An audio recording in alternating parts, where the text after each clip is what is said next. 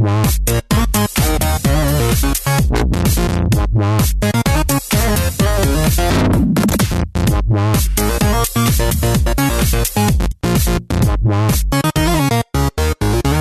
morning, good evening, or good day. Welcome to the Z to Z podcast, the home for achievement hunters and gamerscore junkies.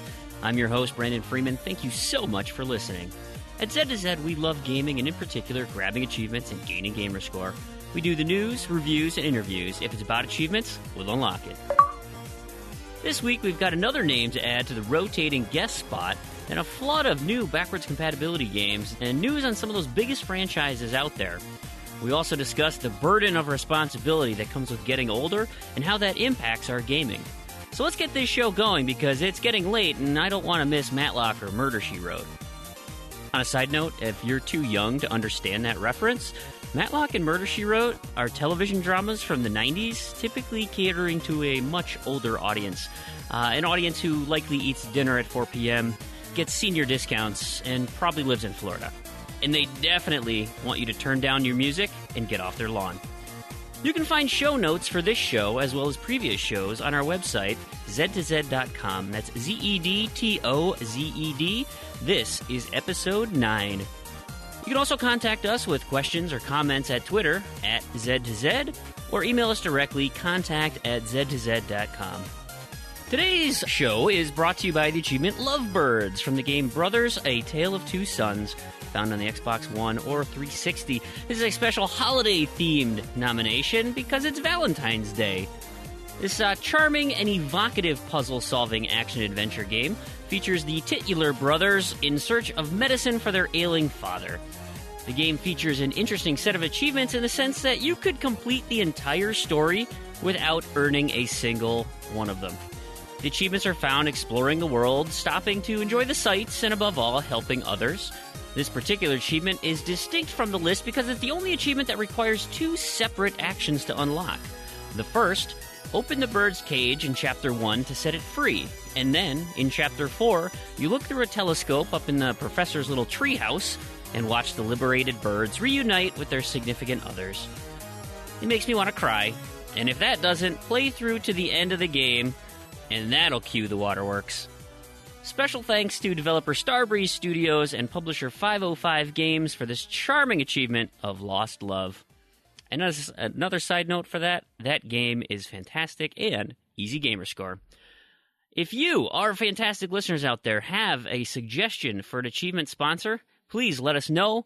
You can contact us through Twitter, like I mentioned, at Z2Z, ZEDTOZED. You can get us through our Facebook group, or email contact@z2z.com. Hell, you could even leave your nomination for achievements of the show in an iTunes review post.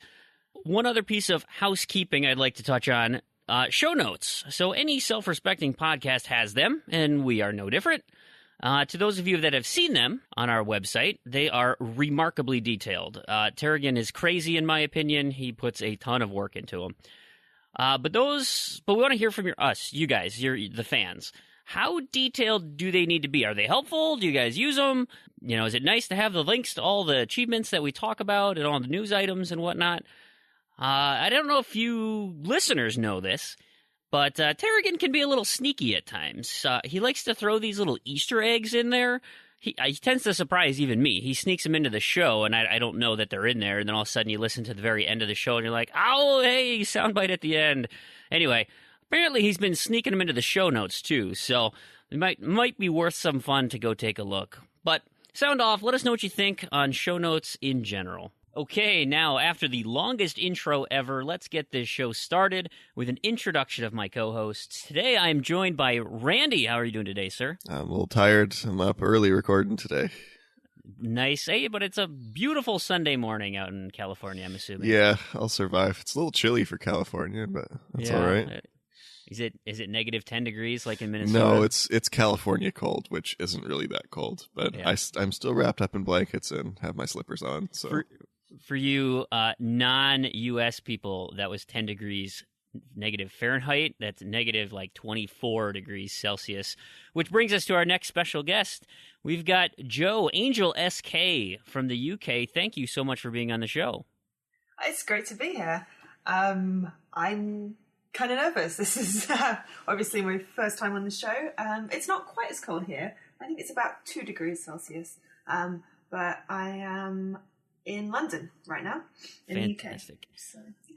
That's awesome. Yeah, I'm outnumbered by metric users 2 to 1.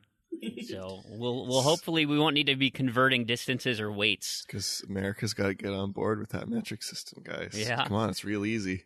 It is pretty easy, actually. So that being said, let's start off by getting to know you, Joe. That this is your first introduction to our group. So let's do we'll do a little bit of an interview here. Just kind of get to know you. So maybe you can fill us in on some background, like your name, your job, what do you do, where do you live, do you do anything outside of gaming?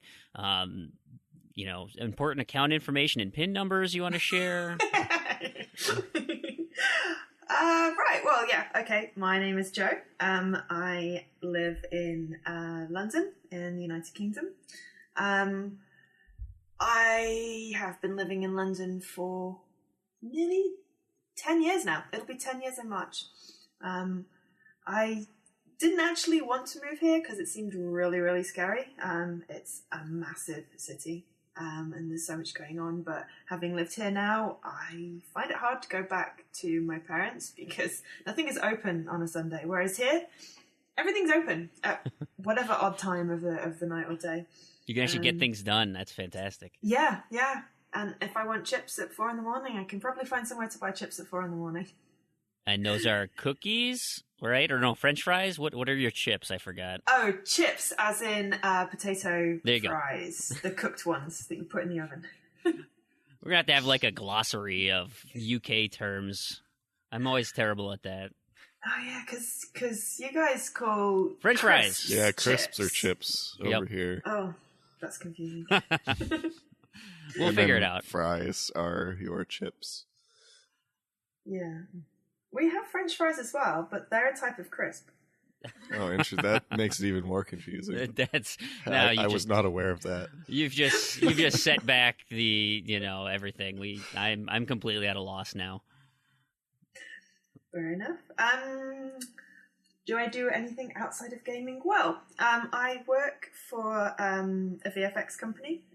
We deal mainly with advertising. I believe we did 1/3 of the adverts that were shown during the Super Bowl. Wow. Pretty impressive. That's awesome. That's a lot. Yeah, it is. I'm not directly involved with creating the sort of 2D, 3D CGI effects, but the guys downstairs do absolutely amazing work. They've been clearing the board with awards. We've already won 3 of the equivalent of the Oscars for visual effects already this year. Wow. So that's pretty cool. Big time. Yeah, and because we're doing all this sort of VFX stuff, we're starting to branch into VR. So we had a VR immersive storytelling experience at Sundance, which is really, really cool. It's in partnership with The Guardian, and it's called 6x9, and it's an experiment with showing people what solitary confinement is like in prisons. Oh my God, that sounds... Yeah. Sounds kind of terrifying. Right, I was gonna say that's like a science experiment, right? That's not like, hey, and here's $5, you can go experience solitary confinement. Like, people aren't paying to do that, right? It's more of a social experiment thing. Well, yeah, I think it's to raise awareness of the sort of conditions that people experience when they're stuck in solitary confinement. It's about 6 minutes, and it's currently on the Samsung Gear VR. So you put the headset on, and you're sitting on the bed in a 6x9 cell, and the voices you hear when you're in the experience are actual interviews with prisoners who were in solitary confinement. And then it gets kind of freaky because it sort of then illustrates the psychological effects of being in solitary confinement. So you start floating, and because it's VR, you actually feel like you're floating. It's really quite freaky. Your vision goes, you see things out the corner of your eyes, the walls start to crack. It's really, terrifying and amazing at the same time. So you actually did this, like? So, well, my team. Your team, okay. Yeah, we have some amazing people. Do you have people like hooked up to like stress sensors and heart rate monitors and things just to see the physical toll that this, psychological experience is causing on them? No, mostly we've just been doing user interviews after testing. It's that sucked. Don't do that. Well, we did our actual development tester had to keep on taking the headset off because it was making him feel nauseous. Thankfully, that didn't happen to me. I do suffer from motion sickness, but the frame rate on it is sufficient that I didn't actually experience any motion sickness whilst in the VR experience. But I did feel like I was moving, which is always interesting. Wow, that's crazy. Now, is that what was supposed to happen? The feeling like you're moving, or is that just a side effect of the VR? Oh no! You're supposed to feel like you're moving. You actually float. The avatar that you are in is floating above the bed. Okay. Sort of like 6 inches from the top of the ceiling. Sounds pretty interesting. I would like to try that. As well, horrible as it apparently is, but it's only 6 minutes, so. Yeah, well, we're doing an extended version for future, and then there will be a public release. So I will let you guys know when it's out for the public. I still have to acquire a VR, so maybe I can get one of those cardboard things. Yeah, right. It may be that. I'm not 100% on this. I think it might be released for Google Cardboard. So if you've got an Android phone, then that would work. But it was incredible because it was in like the top 8 films from Sundance, not just VR experiences, top 8 films from Sundance in the New York Times, and in the top 3 for The Verge, which was really cool. We've had lots of good feedback. That's crazy. That's pretty cool.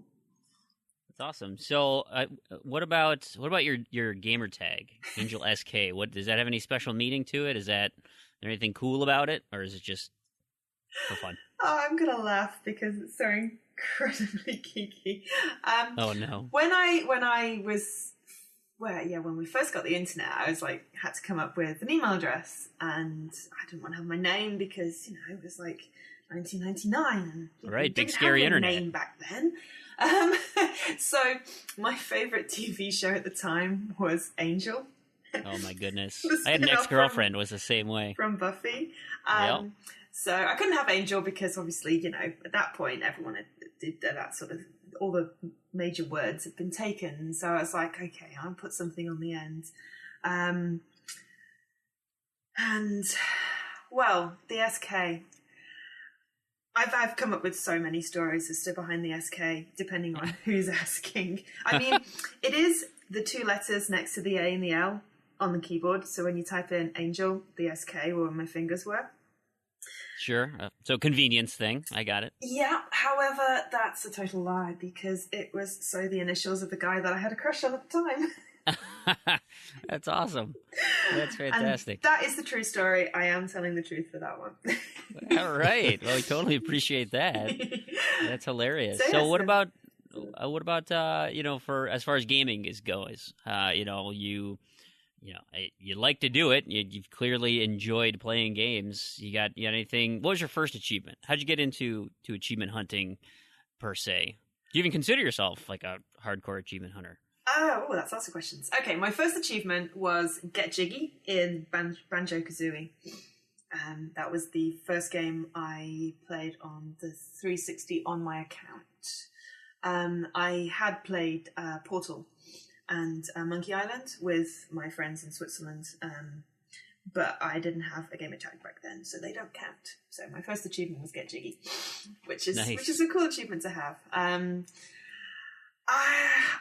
I mean, I've always liked getting achievements because the first game I played, Banjo-Kazooie, I completed to 100%, like within not very many days. I started it on the 12th of March and finished it on the 21st. There you so go. my actual first game that I played, I did to 100%. I think it was because on the 360, when you're looking at the cards, it had, like how many achievements out of how many achievements you've won, and I was like, ooh, I like this. I want to get all of the achievements. I mean, when I sort of after that, I sort of put on things like Rock Band and Lips and stuff that party games. And I may get 100% in Lips, but there's no way I'm going to get 100% in like Guitar Hero. Just because you just have to put in 500 hours or so, and I can't play the plastic guitar on expert. It's just not happening. That's a baby commitment, okay? Yeah. Well, I suppose if I had the patience to practice, I could probably do something, but I shall just resign to the fact that I won't get those. But I do try and keep my completion percentage up. As soon as I discovered TA, which was about a year and a bit later, through one of my friends, I was like, ooh, completion percentage. That needs to be higher.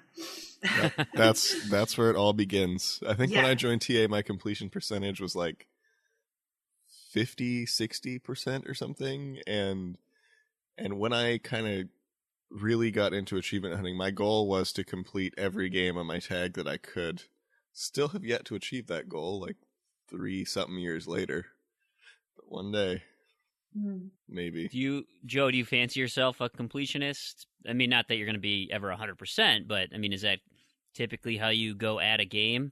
That it's, I want to complete this whole package versus just give me all the gamer score I can get. Yeah, I've always liked exploring in a game. So, it'll be like, ooh, the quest marker, it's telling me to go straight on, but there's a little room here and there's a path there, and I can pick up that shiny thing, and I get so distracted and I cannot Squirrel! go. Exactly. I cannot go like on the main quest until I've explored every single turn and secret passage and picked up everything I can. So playing something like Assassin's Creed takes a long time because I have to pick everything up. So yeah, I'm exactly the same way. I have an issue that I've noticed when I play BioShock 2. So I've completed the single player achievements 3 times now on 3 different versions, and every time I have to explore everything. I know that I don't need to, but I still do. You're just compulsive? Yeah, I just go, I go through the rooms. Like I didn't use a collectible guide other than for the weapon upgrades because I didn't want to miss one. Yeah.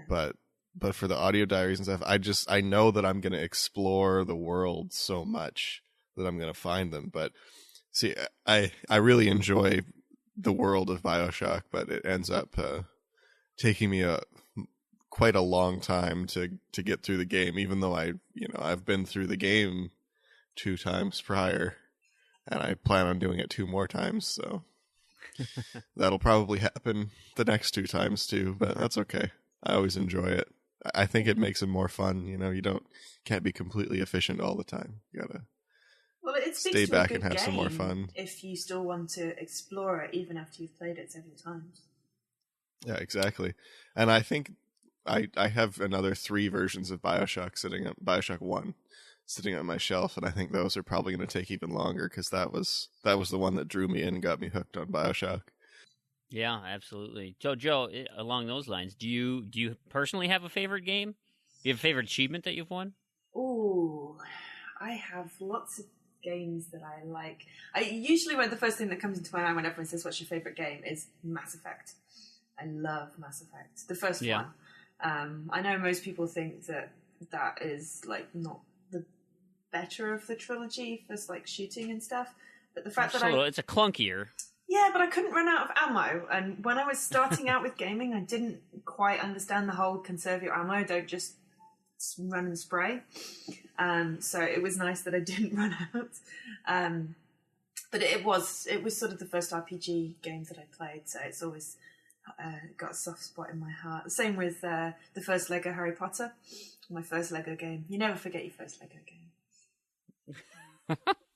That's right. You fancy yourself a bit of a Lego aficionado. Oh yes, I love Lego. I have so many minifigs. It's unbelievable. See, I've yet to play Lego games. See, I've got my friend sent me a whole bunch of them. and just Graw just keeps me from getting to them. So we'll see. We'll see if I get hooked when I finally start those ones. But I know that it's got a dedicated following for sure on the Lego easy games. Completions. They just take a while. Yeah. Yeah, I mean, you can, depending on which game it is, sometimes it takes like half an hour to get through a story level. And, you can work your way through the story over a couple of days. But then between finishing the story and getting to 100%, you've got maybe 20 hours of running around, doing little mini quests and picking up gold bricks and character tokens. Though they have got better at sort of how you perceive them on the map. The latest one, Lego Avengers, it took me a little bit of time to get used to it because they basically got a radar with little flashy lights where the points of interest are, rather than a full-on map with the little flags like Assassin's Creed has. So you sort of head in the direction of the nearest flashy light, and then it sort of comes into focus as you get near to it. Oh, gotcha. But I mean, of course, as you get close to 100%, you pick up the red bricks, and the red bricks give you sort of cheat powers. So you can turn on like the one to find gold bricks, and it'll just put a little arrow in the direction you got to go, and it'll literally, as you get closer, it'll point at it. So if you're missing a few, and I was missing a couple of character tokens at the end, it is a godsend, because if you've just got this radar and you're not quite sure how big the map is, going back and forth is a little bit crazy. Yeah, that is nice about those games, that it's a little daunting on the front end, but it snowballs once you can start picking up some of those.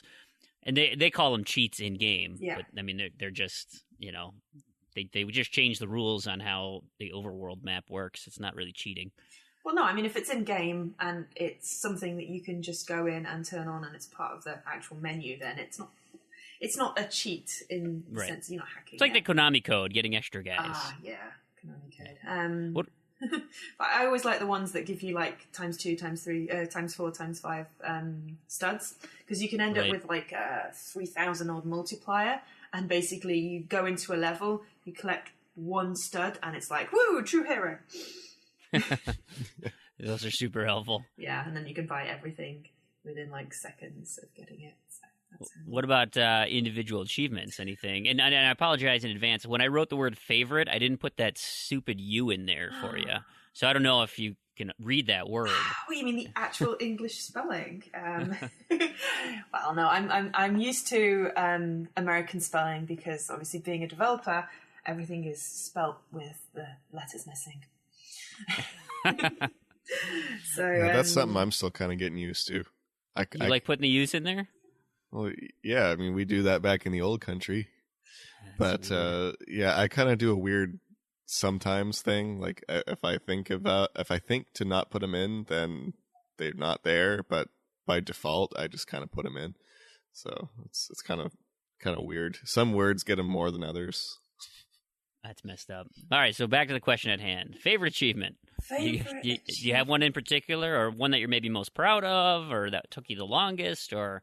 Oh, I can tell you which one took me the longest. That was in Bejeweled 2. I spent 166 hours unlocking... what was the name of it? Completing Endless Mode. 280 levels of Endless Mode. Oh my goodness. Took me 166 hours. Wait, so how do you complete something that in the name says endless? Because you just have to get to level 280 and then finish that. I mean, you can continue on, it doesn't stop, but the achievement was to complete level 280, so... Bejeweled 2, that one's got quite a brutal list. That's one I wrote off long ago.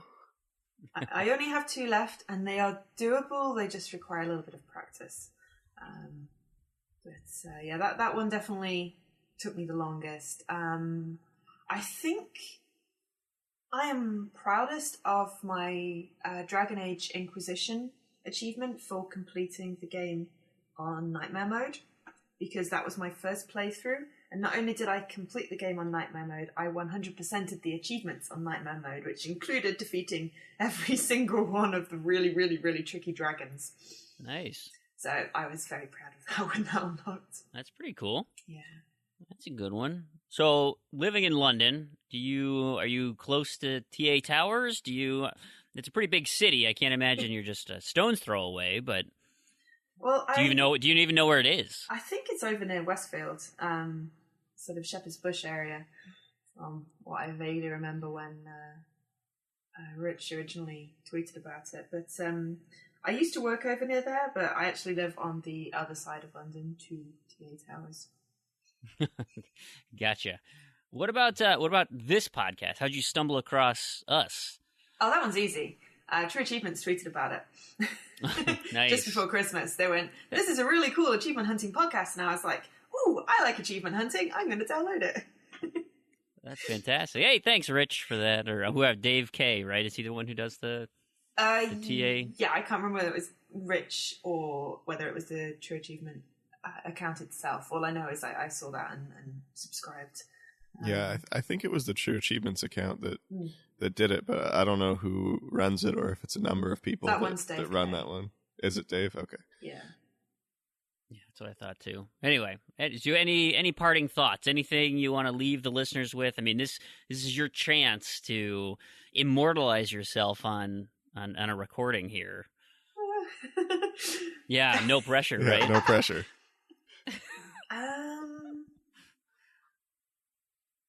Look at that. Got her. Yeah, you've got me. My mind has suddenly gone very blank. It always does that. Well, it's not like I just put the weight of the world on your shoulders. I mean, you have to say one. This is like your deathbed type thing. Like you've got one really powerful thing to say, and it's like, wait a minute, you're serious? Like I can't come up with something like that. That was a dirty, underhanded trick. Oh, I should really come up with something profound. You could always close the show with it. Oh, you mean I've got another hour or so to think of something? Well, I don't want to put you too much on the spot because we have a ton of listener feedback to get to. There has been so much positivity and people retweeting and following us on Twitter, all sorts of amazing stuff like that. We got a bunch of new followers this week. Special thanks to Randall Thor 19. That's his Twitter handle. Randall Thor had an awesome retweet where he mentioned the show, talked about Macca from last show, and I think he drummed up a nice bevy of new listeners for us. So I totally appreciate that, Rand. And Macca for being on the show. He did a lot to help to promote this as well. And of course, I listened back to the last show, and of course, ruined his name 4 times. I did say Macca 4 times, and I think I said Macca another 4 times. So I'm even, but I still can't get it right, even though I'm trying my hardest. We'll get there. It is what it is. Yeah, it will get there. I feel like it's one of those things like from The Simpsons where it's like, don't say Macca, don't say Macca, don't say Macca. And then, of course, that's all you're thinking about. And, of course, that's what comes out. So, again, thanks, Patrick Macca, for being on the show. Randall Thor for retweeting us and helping. And so the rest of we'll just kind of go into some of our feed here. And I'll start with McLovin Legend 1, who, we had mentioned on the last show. So he had 2 pieces. He said, great listen to Patrick Macca on the podcast. Really enjoyed listening to how he got started and some YouTuber insight. Totally agree with that comment, McLovin, that Macca was so much fun to talk to, and that was a really great interview. Really appreciate that. He also then comes back with a side comment saying, oh, and Big L is going down next week because my questions are going to be incredible. I am the #1 fan. I will reclaim my crown. So McLovin Legend took it to heart that Big L was trying to steal his thunder, so that was fun. Randy, we got some other follow-ups here. Yeah, we had a comment on the TA blog from Handy Darkness.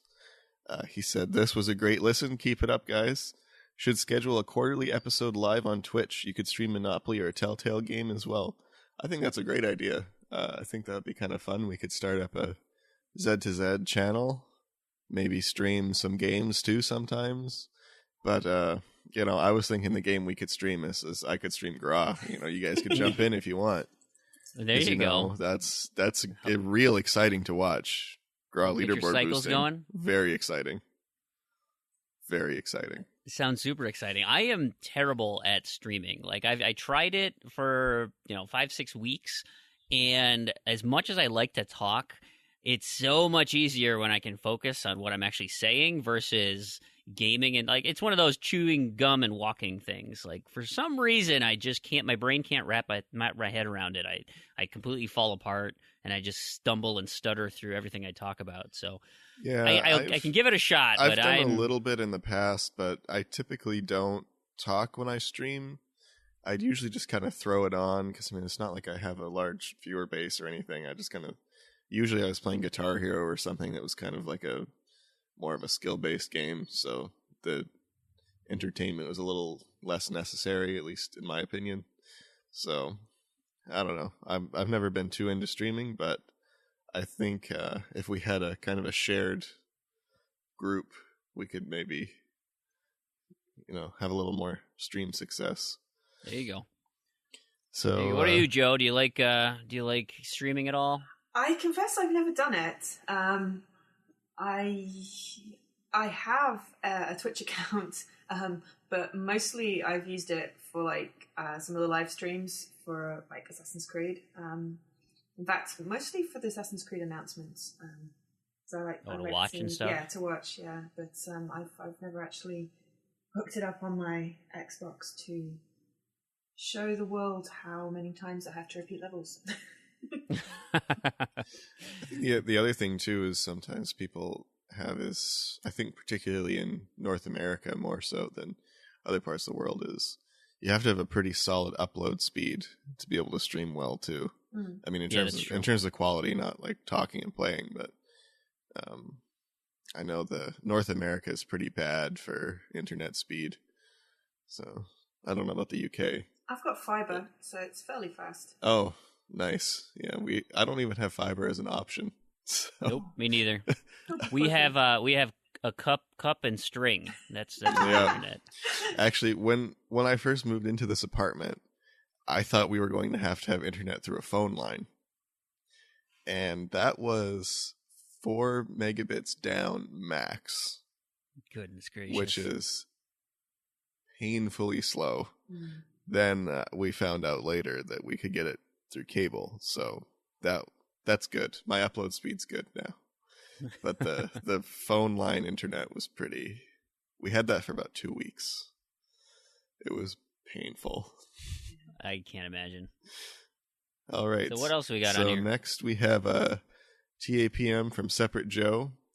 He's asking about the Games for Windows Live kind of universal generic keys. He says, just curious if you have a list on games that this is available on. This was in regards to what you had mentioned before about the skeleton key. We talked about it last show and said Crandy is the guy. So you're now here. Yep, I'm back. Do you have a list? Do you this magical skeleton key Games for Windows Live thing? I don't have a list, but I can say that in general, the older games typically use it. That's not true for everything because some of the newer ones do too. But it is typically the older games, and you've got, if you're looking at the whole library, excluding the arcade style games, it's probably about 50-50 or more that use the skeleton keys. So if you're picking up a game, chances are it uses one. But there definitely are a few that don't. And they all use different DRM. I suppose I probably could make a list. I was gonna say, this sounds like an awesome TA forum type list that you could get a community thing going. I could probably just go down the list and name them. But doing that live, I think yeah, no thanks. I might miss a couple. So maybe in the show notes I can do up a list and we can put that in there. And we could host it on our website. Yeah. And we had kind of discussed this before the show, and we just want to say that the using keys multiple times, we assume that this is allowed, but kind of do it at your own risk. They don't I don't know the terms of use, so I can't imagine they're actively hunting down people who are trying to use a key on a 8-year-old. I don't think there's too much risk, but just as a warning, do so at your own risk, particularly installing multiple times, etc. Because they let you do it, but I don't know if they want you to do it. So it's like jaywalking. Yeah. Like, if you're crossing the street in non-crosswalk, you're usually okay. If you get hit by a car, you might get a ticket. So don't be dumb. You can get a ticket for crossing the street? In the wrong spot, yeah, if you're not in a crosswalk. Yeah, I've seen one time here. So we have a few downtown. We have a few police that go around on bikes, and I've seen them one time giving tickets to jaywalkers, but that was it. And I think they were being stupid. I think the jaywalkers were being stupid, and then they were giving the officer a hard time. So I don't think he was going too easy on him in that situation. I see it a lot on college campuses where there's predominantly foot traffic, and they just typically people don't pay attention, and so they're completely just changing the traffic laws because it's what are you gonna do? Hit 30 of us with your car? And so they just a big mass of people going. So to try and curb that type of behavior, they tend to be a little bit more restrictive on your walking. Yeah, that's what we get around here. There's a lot of foot traffic downtown. Yeah. And yeah, that's what happens is you have people walking, the hand says 3 seconds and you got 30 people walking across the street. Right. And so. Yeah. In Minnesota, they're a little bit more lenient because it's so freaking cold here that they're I'm in my nice warm car. You people outside, you poor peons can, walk to class. Yeah, they're pretty lenient here too. Like I said, it was just one time, but it was still kind of funny because I always wait for the signs unless it's 11 o'clock at night, then no one's around anyway. So. Yeah. Well, Joe, don't you guys all travel underground? Well, yeah, but no one ever gets to... Jaywalking is, not a thing in the UK. I mean, there are sort of, pedestrian bits underground, but... Yeah, that's just weird to me that you would get a ticket for crossing the road. That's so odd. It happens. There you go. There's your public service announcement. So if you have ever come visit the U.S., watch out. Yeah, right? There's a very small chance you might get a ticket if you jaywalk in front of a police officer. Even smaller chance they'll just shoot you on sight for breaking the law. Anyway, let's move back into some feedback here. I had some interest on my friends' feed from a couple Minnesotans. I know I got two of them here in particular. Weasel Pizza said, good podcast, got yourself another fan. And the other top of the food chain in Minnesota, the two guys running the show here, was Mighty Mango. Really good production value. Your voices are crisp and clear, which is nice. And no background noise, like keyboards, controllers, hands, dogs, babies, drinking water, whatever. We do our best. Well, that's what we go for. Right. Ace Dog then followed up with a +1 on that. He approved. I agree. I mean, and that's what we try to do. So thank you for noticing. We put a lot of effort into it, and we want to make the best show that we can. I also got a private message from Gamer Grug, Australian friend from the Achievement Hounds community. He said, hey, Brandon, just want to let you guys know I'm up to date with the podcast now, and I look forward each week to the next one. Keep it up. Great job. Also, thanks for giving me encouragement to also finish Shadow of Mordor. When I started, I was being killed so much I wasn't enjoying it. Hearing your progress made me give it another go, and this week I finished the story. I still have more than half the achievements left, though, but I am enjoying the game now that I'm leveled up enough, so hopefully I can complete this. Thanks again, Gamer Grug. And that's great. I mean, and I apologize to anyone who already finished Middle-earth or doesn't care about the game, because if you listen back and you hear me talk about it, that could be pretty annoying. It happens with a lot of podcasts, but if it does actually provide information, then fantastic. That super helps. We had a flurry of Twitter stuff come after the Randall Thor retweet. One such person was Robbie Jacobs. Shell Shock is his Twitter handle, although it's she11shock, but it's very clearly Shell Shock. Great, just finished listening. Great job. So thank you, Robbie for that. Joe, we also got. I purposely gave you this individual's name because I was going to butcher it. So you want to give it a go? I see. The newbie gets hazed.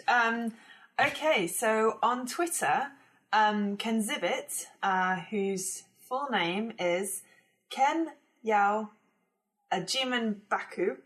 Hopefully I've not butchered that. You have to let us know if we got that right. Ken Zivit, we want to know. Says, lovely logo. It inspires me a lot, and I have to agree with that. It is an amazingly gorgeous logo. Thanks. It was fun. And I think it was like $5. I think Terrigan did the Fiverr or whatever, where, you could get anything for $5. I had never heard of that site before. Are you familiar with it at all? That sounds awesome. No. Yeah. Yeah. So it's like for $5, people it's like a, like an eBay posting, and it's like for $5, you can get whatever. And it's like, yeah, hey, because we were talking about doing voiceover stuff too. And he's like, hey, for $5, I'll record some voices for you. Or for $5, I'll give you a jingle. Or for $5, I'll do, whatever. Oh yeah, I did see that. I thought this was something else. No, but that's I did where see we got the voiceover one. Yeah, we contemplated hiring that guy to do a little snippet for Big Rigs. Right, big voice guy. Yeah, I don't know. Those are just great.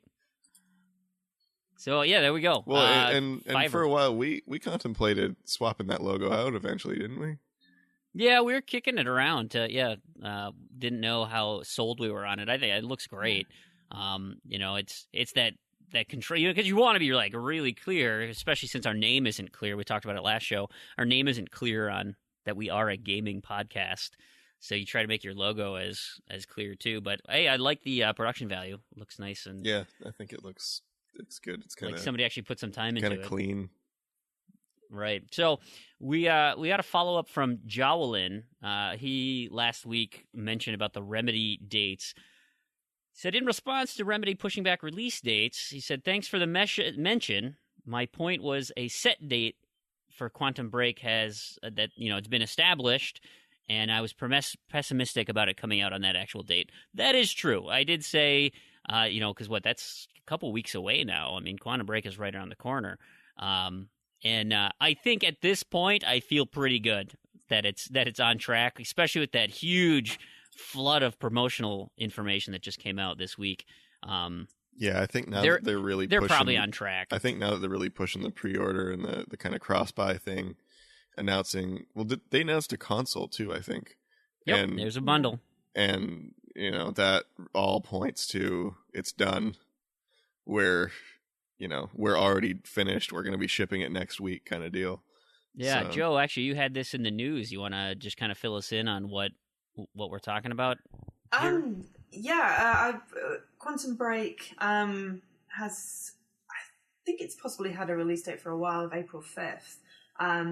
But pre-orders became available a few days ago, and I was really, really, really pleased about this because I've already sort of pre-ordered a digital code, and it comes with Alan Wake and the DLC backwards compatible.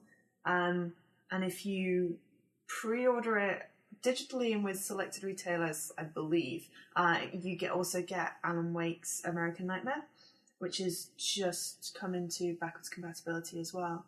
And even better than that, for all pre-orders, you not only get the Xbox One version, you also get the Win 10 version, which is really quite cool. So you could potentially get 4 games and the DLC for the price of 1, which is awesome. Well, kind of.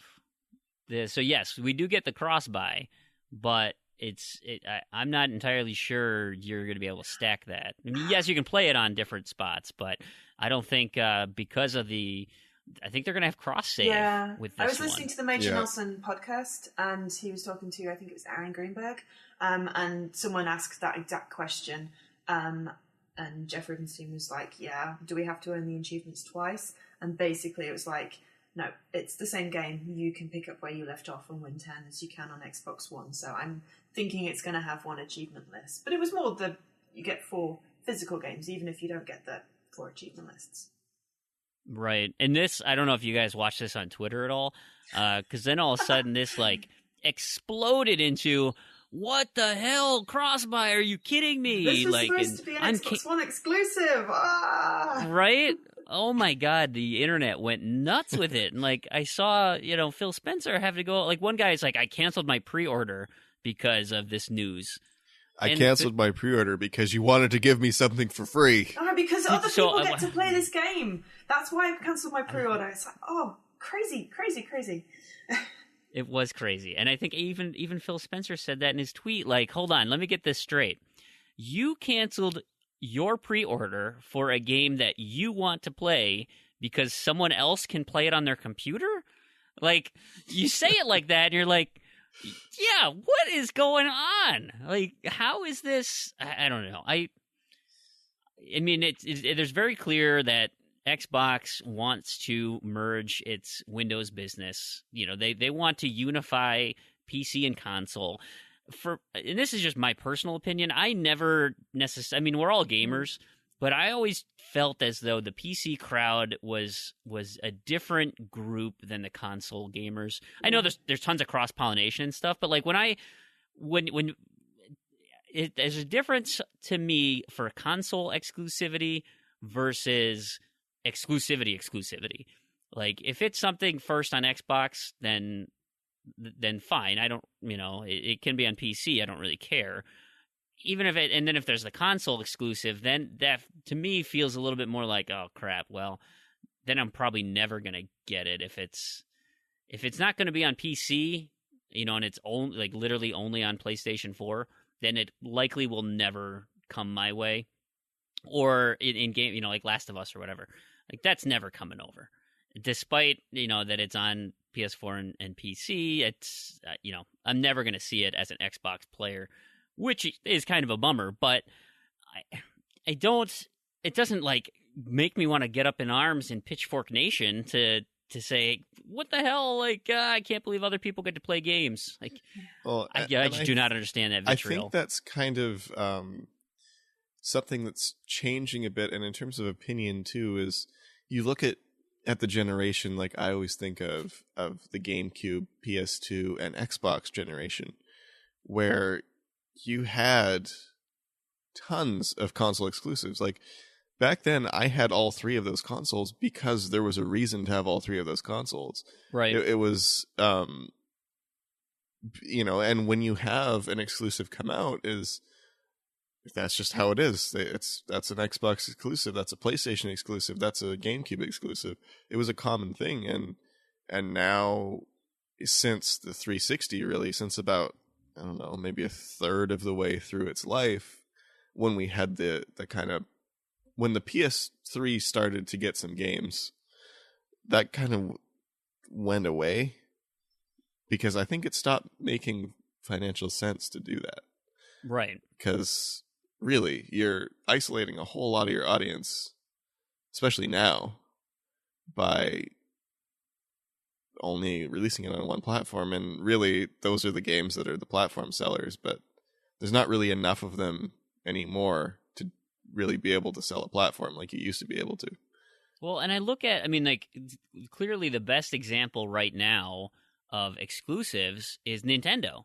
I mean, They are the, the beacon of holding on to every IP that they ever have and not cross-pollinating with other venues. And they're just now ready to introduce it to the mobile market. But, they're standing by their guns. And, you can look at it and say, okay, well, is that a good idea?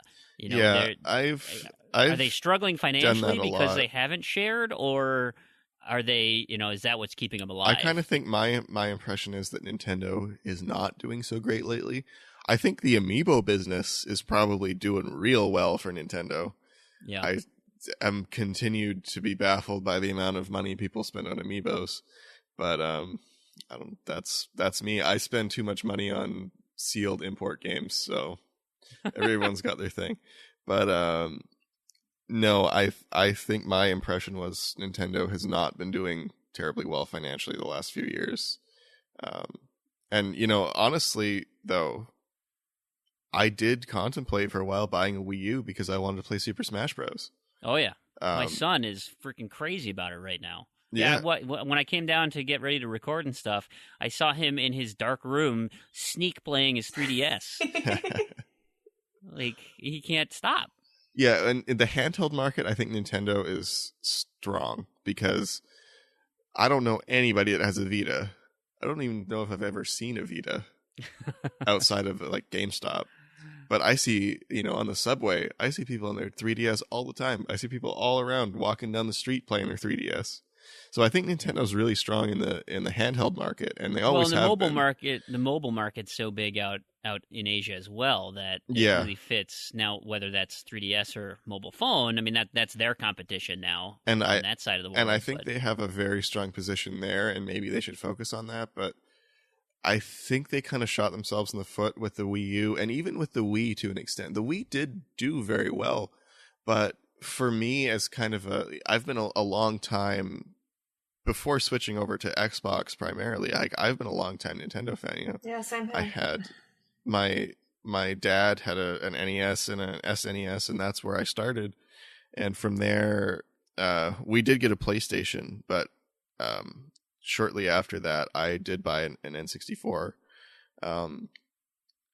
Because and N64 was huge. I mean, that really solidified my kind of Nintendo position. Then my first console of the previously mentioned generation was a GameCube.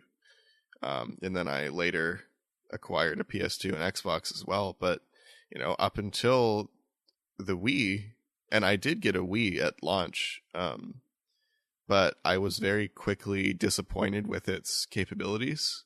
Oh, yeah. And very shortly after that, I got a 360, and I've kind of been on that as my primary console ever since. So I think they lost a lot of the kind of core audience and really have lost them by not putting their IPs on other consoles, because people blew the Wii off as a family console, which kind of rightfully so it was. Yeah. It couldn't, not until later on when they kind of did the Wii Motion Plus and things like that it was, and then it was too late. And then with the Wii U as well, that was just kind of a flop in general. Yeah, it'll be interesting to see what their NX news is this year. I mean, we fully expect them to have some sort of announcement, and really, I think this is their last chance. I think so too. I mean, if you are a person who wants to play these games on your Xbox or your PlayStation, then you probably hope that the NX is a failure, because then I think that is the nail in the coffin. Then they say, let's license our stuff out. I don't know if they, based on their culture of the company, that they would ever consider that, but it is entirely possible. That might be what in order to continue to be a company, that's what they have to do, because really, I mean, I think the NX has potential, but the thing is, do people want to buy another console already? They already bought a Wii U. Any of the Nintendo, committed people, they already bought a Wii U. They already bought a DS, I assume, because they kind of go together. Yep. But we'll see. Yeah, we'll see. We should probably get back to talking about Xbox and it's not kind go down the Nintendo train. We're speculating. Maybe one day we can see. The day that a Mario character unlocks an achievement for me, that will be Super Smash Bros. With a leaderboard achievement. Come on. I would give anything to be able to play Ocarina of Time or Paper Mario and get achievements. Yeah. That would be awesome. Get achievements, yeah. 5 gamer score. Squish your first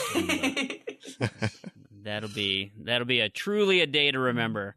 We'll just finish up here quick with our listener feedback. I got a private message from a friend of mine, another Minnesotan, who I used to play Call of Duty with all the time, Nexus Plexus.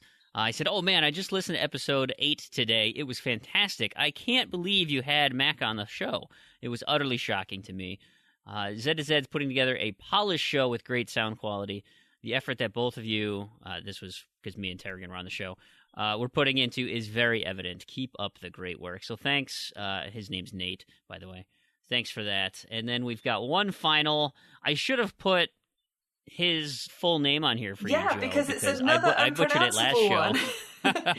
But you can close out the listener segment with this. Okay, so we have a mention on Twitter from Planting42, whose name is Warren K, because I'm not going to butcher that one, which is a follow-up to Tarragon saying that the achievement that Warren suggested actually inspired him to buy Elite Dangerous, and asked, What have I done? When Warren replied, "You have sold your soul to the galaxy. Best you can do now is set off in search of the Galactic Center." So look at that. Like, we had our achievement sponsor, and instead of getting other people to buy games, it triggered Tarragon to buy a game. I don't think he needs really triggering. He seems to be buying games. He does. It's Tuesday. Right? Oh, I must buy a game. Right? There's new digital releases tomorrow. I better buy everything today so that I'm ready for tomorrow. Preload. And then you can buy everything tomorrow too. Right. He's got a problem. Yeah. Well, but it's an okay problem. See, I would be like that if I had more money. That's kind of my thing that's holding me back right now. Is being in school and things and not having a job kind of there you go limits the budget. Nice. Well, all right. So that pretty much wraps up our listener segment. Thanks again, everybody who spent the time to tweet us, retweet us, share us, all sorts of fun stuff. You didn't get any iTunes reviews this week, but we love those as well. I just love the fact that you guys are talking about the show and promoting it and sharing it. It really helps get to more people. We would love to get this show into as many ears as possible. So thanks again for all of you that took the time, and we love engaging with you, our community. So thanks again. And after the break here, we'll quick get into a recap of what we've been playing.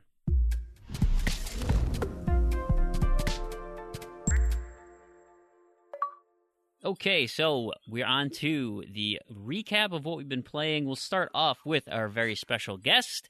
Joe, what have you been keeping yourself occupied with this week? Oh, this week. All right. Well, if we're restricting it to a week, then it's a shorter list. Well, I mean, you can expound upon some other things that are interesting to you. I don't have a problem with that.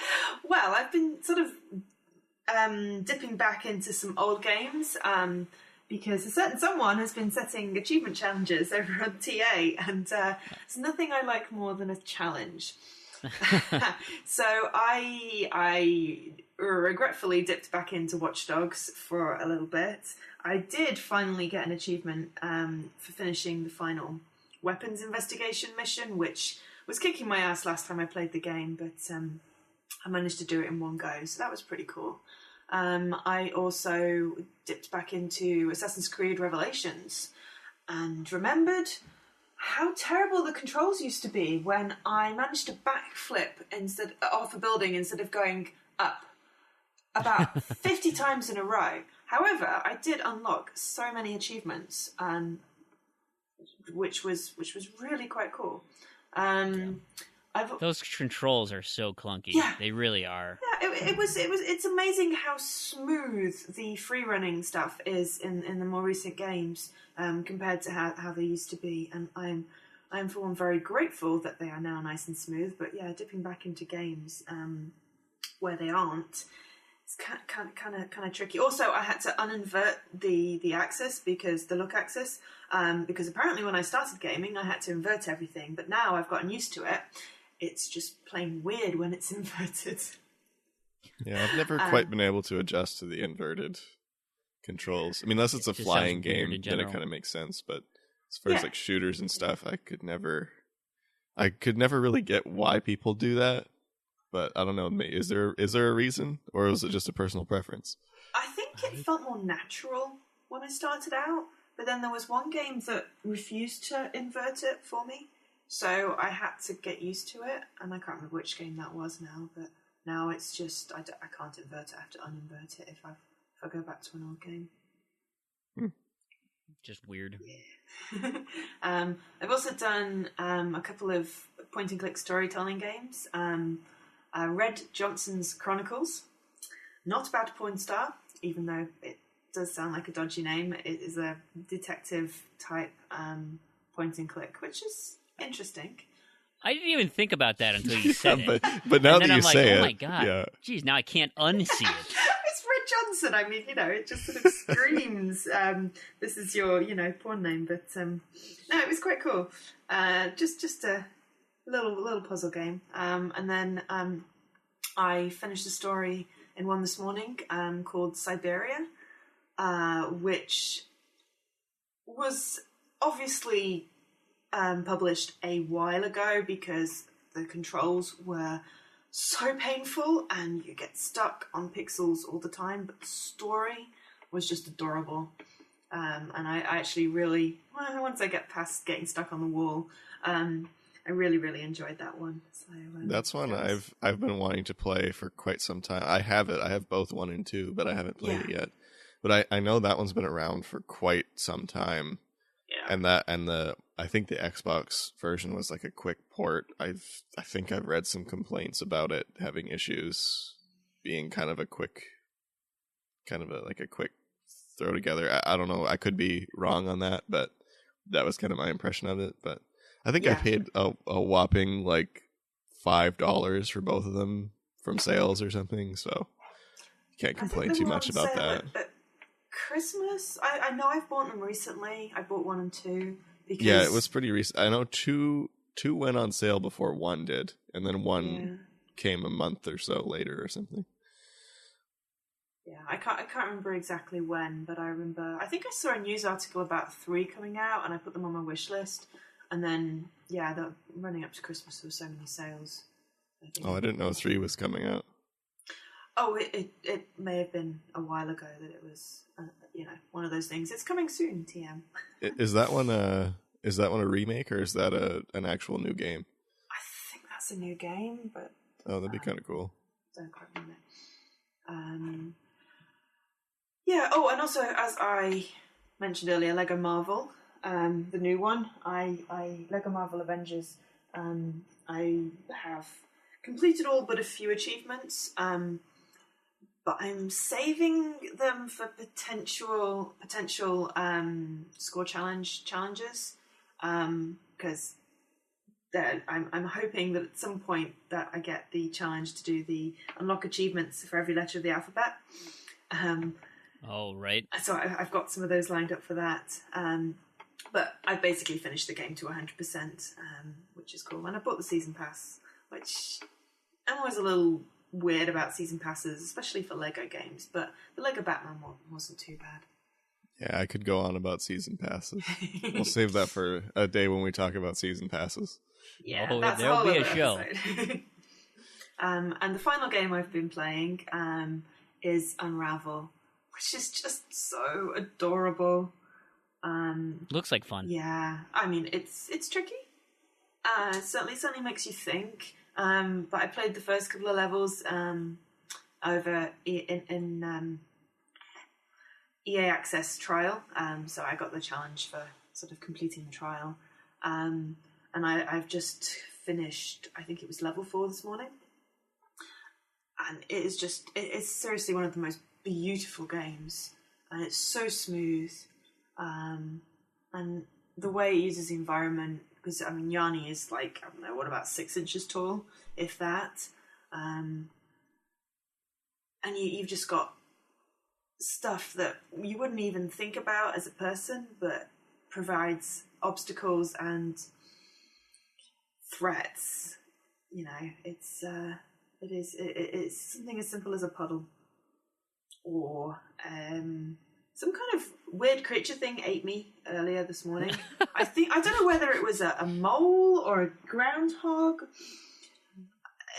or a hamster. It could have been a hamster. Some sort of rodent. Some sort of rodent. Yes, that's the word I wanted. Some sort of rodent. A rodent of unusual size. it snacked on Yanni rather too many times. It was sort of distressing. Before I figured that I had to jump on a mushroom to release some spores to, make it leave me alone. It did chase me through a tunnel, but no, it's just so well put together. And I mean, watching the presentation during E3, it was just you just can't help but feel for this game. It's clearly a labor of love. I did see a little bit of a stream of it. It did look very good. and kind of a different type of concept. Like, I mean, it looks like a platformer, but not with traditional jumping, with the kind of yarn swinging. Yeah. Which looks kind of cool. Like Bionic Commando? Sorry? Like Bionic Commando on the old NES. That was like my favorite game of all time. You couldn't really jump. You had to like arm swing everywhere. Oh no, you can jump. You can only jump so high though, because obviously you're small. Yeah, well, I think you can. And well, could you Bionic Commando? I don't know. I haven't played it. I've looked at it. It's one I've contemplated doing because I have access to the Japan, Korea, Germany stack. But oh yeah, I wanted to. If I was going to do it, I was going to do both of them.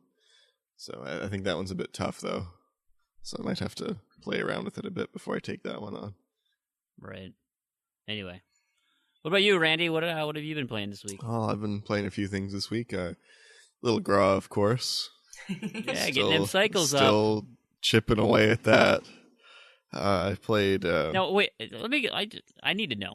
Like, as far as these leaderboard achievements go, I mean, is it you? Like, are the people in front of you climbing as well to keep you at bay, or how? No, it's okay. As far as I can tell, inactive. It's just so high from the last person that there's really that much of a gap. Yeah. Is there like this unspoken, like once you beat it, right? Because I mean that's your goal is to get that leaderboard achievement. Will you just stop and like say, hey, if anyone wants it, then you can climb over me? Or are you going to be like, I'm king of the hill, screw all you people below me? Depends on who you are.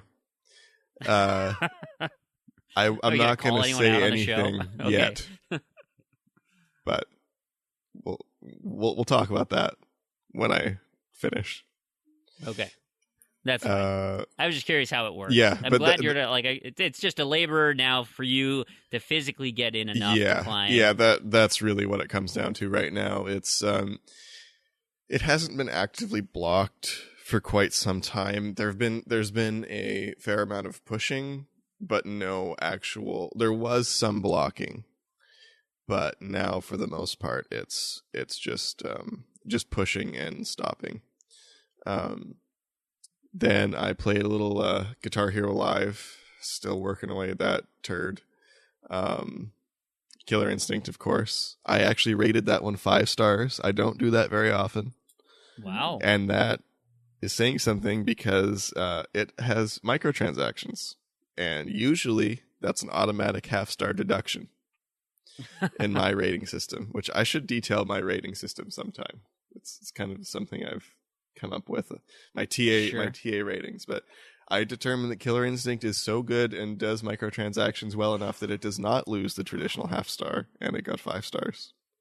That's impressive. Then I went on. Put that on the back of the box. Yeah, I should. Crandy gave it 5 stars. Overcomes the half-star deduction for microtransactions. Randy.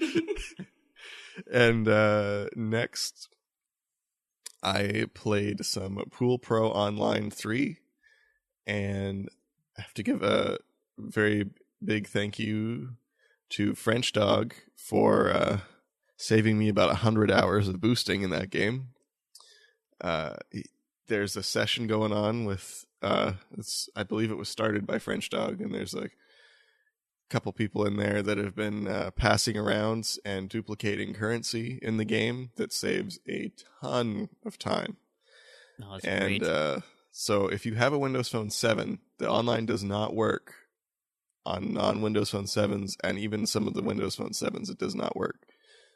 But last chance to get that one done, because the server will probably go down at the end of February. At the very least, it will be delisted. So, yeah, if you get in on that session, there's some good guys helping out over there. But awesome. Pretty decent game, actually. I was kind of pleasantly surprised by that one. Almost finished that one up. And then I've been training my brain, which I'm sure is very scientifically accurate and stuff, on more brain exercise for Windows Phone. So I do you feel smarter? No, I feel dumber, actually. That is not a very good game. That one got 1.5 stars. Wow. And yeah, it was kind of overpriced, but it's getting delisted as well. So I just sat down and tore through that one. So I started and finished More Brain Exercise for Windows Phone. That one also has issues on above Windows Phone 7.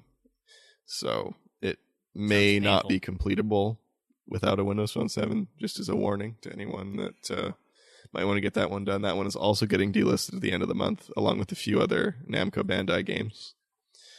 And that's about it. I've mostly just been playing Windows Phone because I want to get through these games that are going to get delisted. Played a little Pac-Man on a dummy. Played Pac-Man Museum. Oh, yeah. Practice out for Pac-Man Windows Phone, which is planned. Nice. Yeah, that's it for me. How about you, Brandon? Well, so I got as a birthday gift from Doughboy. He sent me a $5 code in a mail. So super big thanks to that. That was awesome. And I went and bought the Iron Brigade DLC with that because that's part of my goal for this month is to complete Iron Brigade. And so special thanks to Handy Darkness. I set up a TA session, and he joined. He's already got all the achievements. He joined, and we were accompanied by, I'm going to assume it's New York Yankees Prophet, but it's NYY Prophet, and then Placido Palti Pro. Those two other individuals came in, and we made a little 4-man team to take on the Rise of the Bear DLC. And Handy, because he's already beaten it, gave us the checkpoint for the final boss, and then promptly killed him very quickly and unlocked the entire campaign achievement for us, which was great. And then so as the 4-man team, we went on to the survival maps, the 3 survival maps. Got the swamp one pretty easy. That one you can set up some really great defenses and just level up your emplacements and take care of that one pretty simply. The other one, the settlement, not as easy. It's so big, then everyone kind of has to cover their own lanes, and it's especially if you hadn't played the campaign and gotten all the bonus guns and gear or leveled up to equip those higher damage guns. It's a little trickier, but we only failed once, and our 4-man team finished it. So we got the DLC completed, and that puts me just a stone's throw away from, I think I need like 500 emplacement kills and like 2,500 kills in general. So, maybe another hour, 2 hours of Iron Brigade, and that will be done. Yeah, no, not at all. Those DLC survival maps were a lot of fun. They were tough, though. I did those ones solo. It took me, I don't remember which one I had trouble with. I think it was the kind of desert-looking one. That one took me a few tries. But no, they were fun. It was a good challenge. You get conflicting reports on whether it's easier co-op versus solo because, you get the benefit of being solo where there's fewer enemies, but because the map's so big, you lose the ability to cover all 3. Yeah, I'm going to have to say defenses. On the DLC, I'm pretty confident as long as you're not starting with someone who's like level 1, but if you've got 2 or 3 people that are decently leveled up, I'm going to say it's probably easier because my biggest problem was not getting places fast enough. Yeah. Because the maps, like you said, are just enormous. And even though it was not an issue to take out the enemies, when you got one that would just punish your emplacements, that was it. If you missed that guy, you're done because you don't have the money to replace them or the time to replace them. And it made it tough. Well, and especially getting enough collection pods out there to be picking up, because you want to kill the guys early so that you can then focus on the immediate threats, and you want collection pods. Yeah, see, I actually didn't even use collection pods because I needed my money for more guns. So yeah, that makes sense. That's another downside of solo as well as less money. Right. So there's that. I tried. As part of my weekly scavenger hunt, I tasked people to look for an achievement with where they replace the G in an ing word with an apostrophe. And there was one in Peggle 2, called Every Day I'm Pegglin', right? And I was super close. That's 10,000 blue pegs, and I was at like 9,500. I'm like, this is a joke, right? So I went in and I just played a few. I had like 2 of the trials left. So I finished the Ghostly Grave Chicks trials. I finished the Celestial Realms trials. And I was really close on orange pegs, really close on green pegs. And guess what? no achievements are syncing on Peggle 2. So I've got 6 achievements in the kitty here that I've, for all intents and purposes, have done what I need to do to unlock them, and it's not connecting with the server or something. I don't know what's going on, but it's remarkably is it done frustrating. unlocking, or is it something different? No, it's still at 95% as far as the tracking goes on like so it hasn't registered that I've hit any blue pegs, didn't register that I hit any more orange or green pegs, and it also hasn't changed the trials. So like up in my right corner it says trials 60 out of 60, and I still have the 2. I mean, so that's what I was hoping is like, oh, if I unlock an achievement, right, it'll resync and say, oh yeah, you've hit 11,000 blues, you've hit it, whatever, and everything, and just this flood of achievements would come in. Not the case.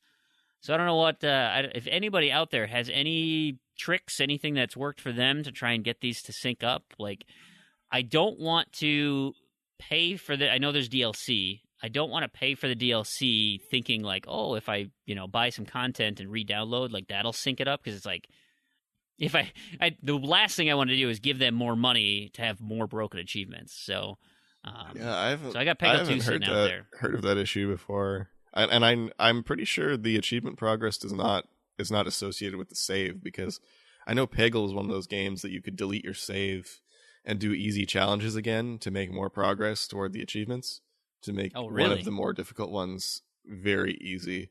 It was that one, and I believe it was Trials Fusion, where you could say easily get 50% by doing easy trials, then delete your save and reset all the trials. But it doesn't change your counter. But it doesn't change your counter, and the counter only counts, I think, the unique changes in the game. So it doesn't have like trial 1, 2, 3. It just has 1 trial, 2 trial, 3 trial, 4 trial completed for the first time. So when you delete your save, it just keeps thinking they're new trials. Oh, sure. So Peggle had something like that too with challenges. I think it's, if I remember, you can complete the challenge but don't complete the level, but it still tracks it as having completed the challenge, but you can dashboard out and then go and redo that challenge and it'll put your counter up. Yeah, that makes sense. Yeah, I seem to remember that. But it's absolutely heartbreaking when you do all the work and it's not even registering. Right. Yeah, that's no good. Have you tried clearing your cache and hard resetting the Xbox just to see if that makes it? I haven't done that yet. I did like sign out my profile and try and do like digital stuff, and so I will have to take that next step, because I know that works for like Destiny. Destiny does that, where if you're logged in and you do an achievement, you don't get credit for it until you log out and log back in with your profile. It resyncs your profile with the Bungie account, and they say, oh yeah, you looks through your history and says, yep, you've accomplished these things, you get the achievements. So I tried that, and that was about as far as I went before I start getting really aggressive. What I did instead is I said, all right, I'll just move on to other bigger and better things. So I finally finished the story in Ben 10 Rise of Hex. I had to save at the last boss for just quick beat him. So I killed him with all the monsters, got those 2 achievements real quick. I also finished the story in Enslaved: Odyssey to the West. That's a fantastic story. I'm glad I finally finished it. I didn't think it was going to end where it ended.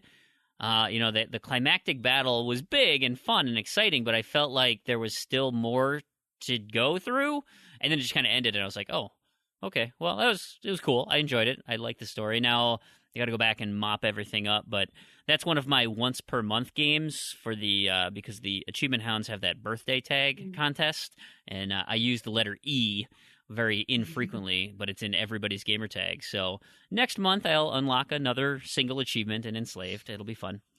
I also bought Lovers in a Dangerous Spacetime this week as off a recommendation from a friend who wants to do that co-op. And I thought, hey, you know what? I'll give it a test drive.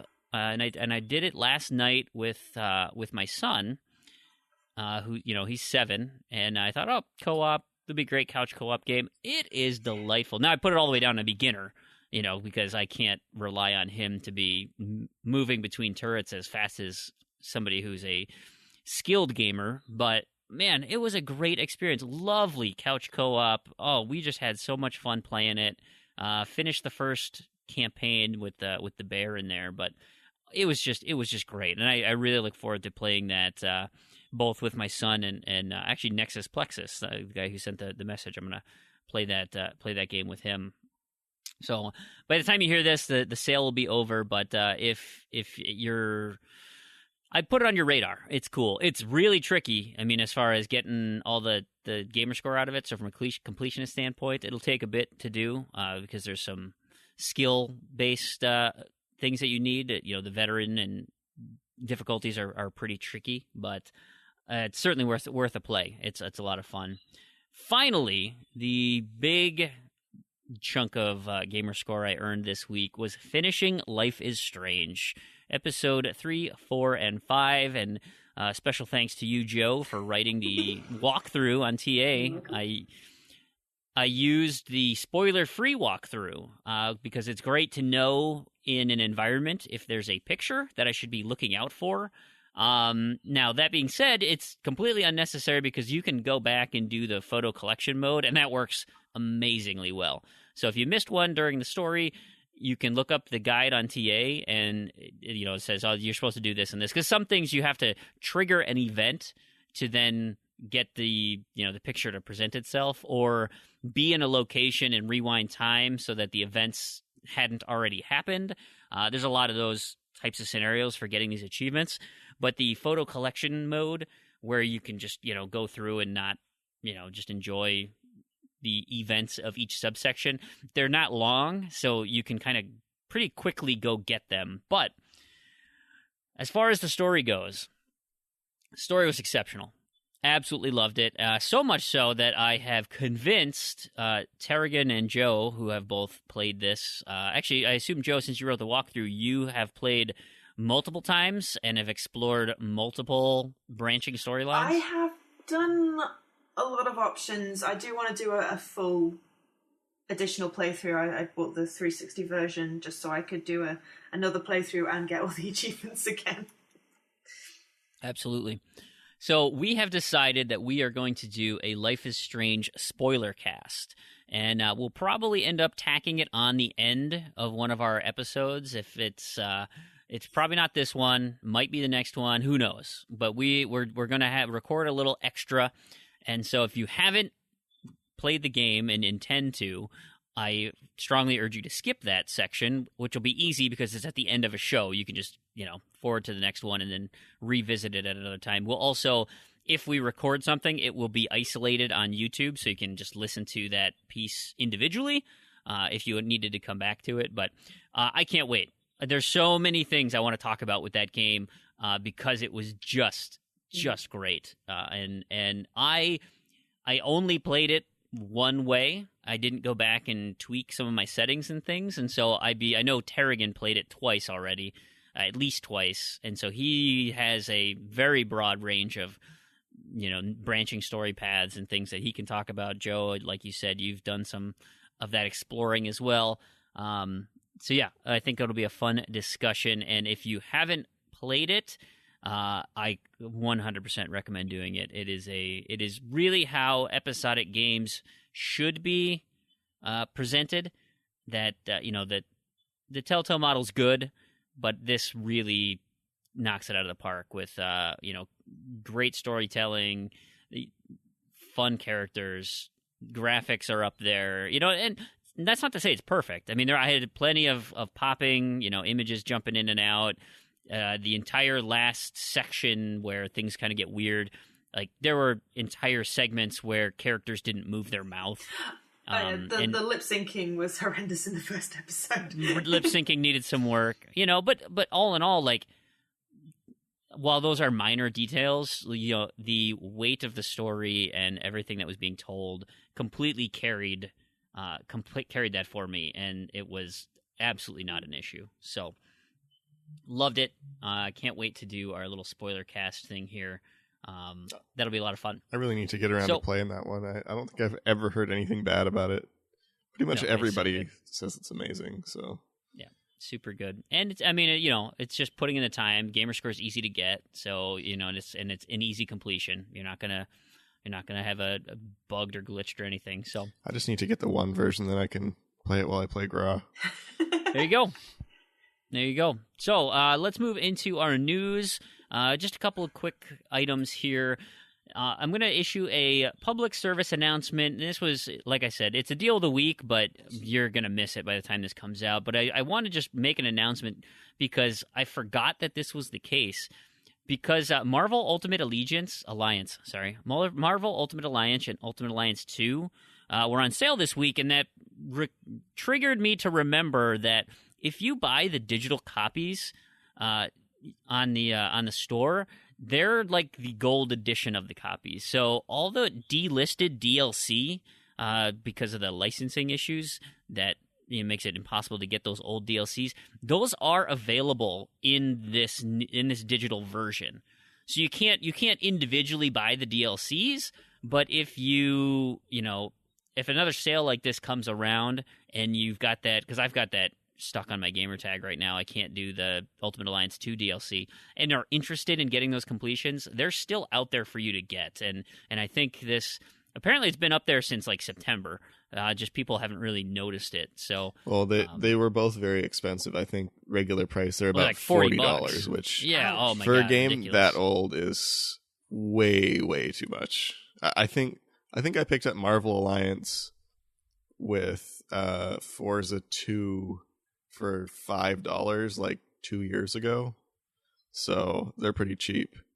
And just a note too, Marvel Ultimate Alliance 1 Gold Edition or Platinum Hits Edition does contain the DLC on disc if you want to get the physical copy of it.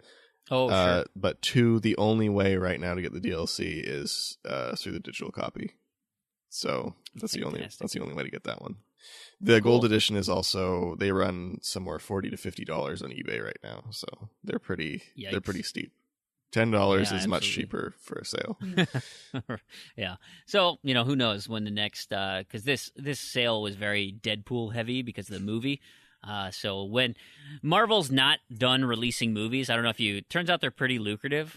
So really? They're going to have more. No idea. So whether or not like a Civil War comes out and they'll do another Marvel sale, I don't know, but keep your eye out if that interests you.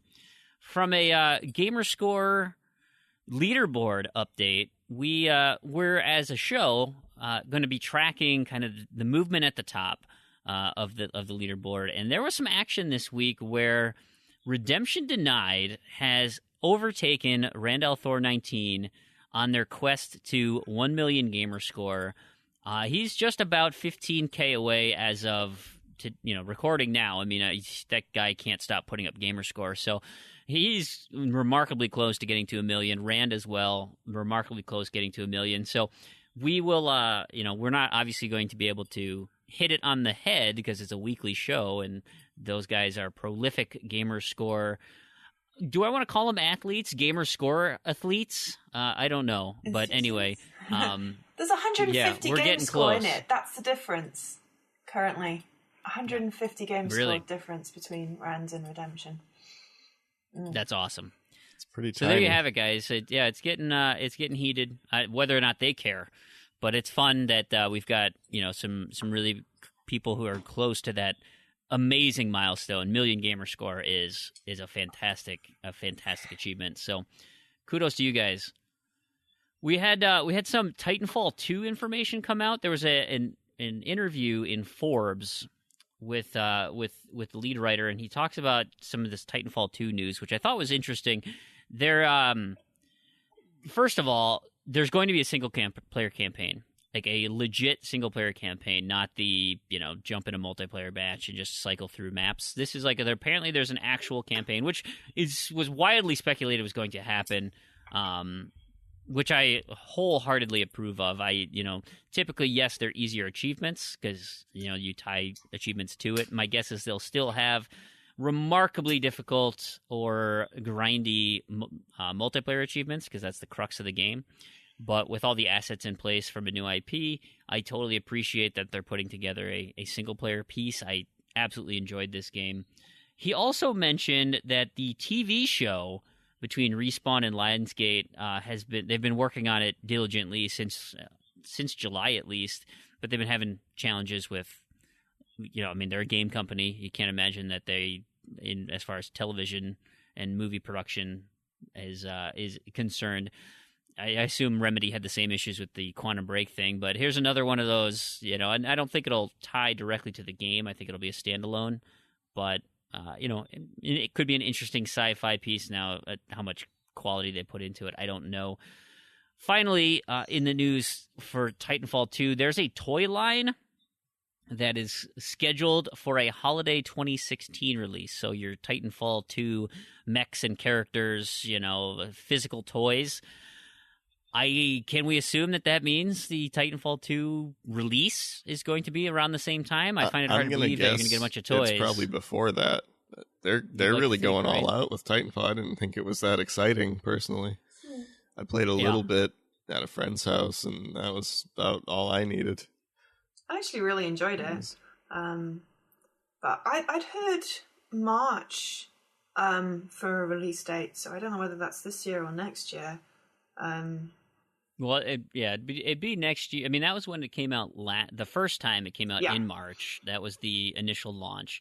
And I was under the impression they would keep that launch window for a March 2017. But the fact that these toys are coming out for holiday 2016 leads me to think that might. I mean, we might get an E3 announcement or even earlier. The other thing they might do too in October. is maybe they'll start with the TV show.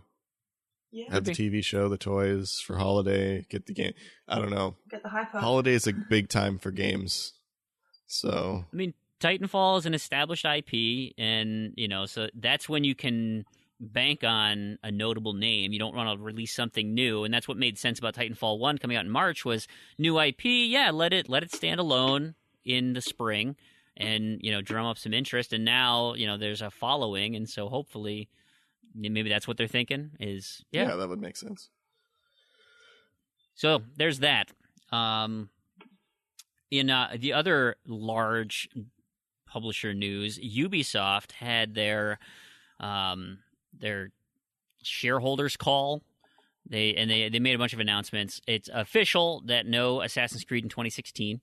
There's no Assassin's Creed game in 2016, but they did say that there will be Watch Dogs 2. Before, and so their quarter system starts in April 1st. So it's in Q4 16, I think, is what they're still considering it. That means before April of 2017, which might mean holiday, might mean, end of March type time frame. But, we'll see. I could see holiday. It's been a while since Watch Dogs 1. That's because it flopped. Yeah, that's the other thing I was wondering is, do they really want to make Watch Dogs 2? I think what they're looking at is, because Assassin's Creed 1, while good, had a lot of issues, and Assassin's Creed 2... it's debatable on whether that was good, in my opinion. But I liked Assassin's one. Creed 2 no or Assassin's 1? Creed 1. Oh. That put me off the whole enjoyed franchise, that one. Did it? Yeah. And a lot of people said the same thing about Watch Dogs, is that they didn't deliver on some of the really enticing promises they made during all their E3 and hype train that they had, and the game really underwhelmed. And now, maybe with the same thing with Titanfall, the assets are in place. Now you can kind of expand upon what worked and what didn't work and add additional content. And looking from AC1 to AC2, personally, that was a fantastic change. Like, AC2 really stepped it up, and I think then Assassin's Creed Brotherhood, for me, and not necessarily for others, but for me, I think Brotherhood was the high watermark for me so far. And granted, I'm only into Revelations, and I've dabbled in the others, but...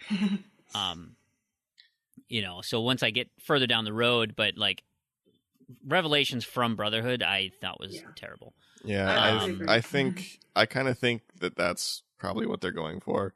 Because I have heard that. I do plan to play Assassin's Creed 2 eventually, but the first one really did put me off of the series for a long time. I still have to go back and finish it. I think I've got maybe finished 40% of the game or something, and then said this is the same thing 9 times and never played it again. Yeah, it really was. And yeah, that's what I heard with Watch Dogs too, is they had even gameplay footage that looked and performed way better, like I want to say years before it came out. And could you imagine if it came out before it was delayed for 6 or 8 months or whatever they did? Right. Because that was supposed to be a launch game, wasn't it? Yeah. It got delayed for the One and the PlayStation. Yeah.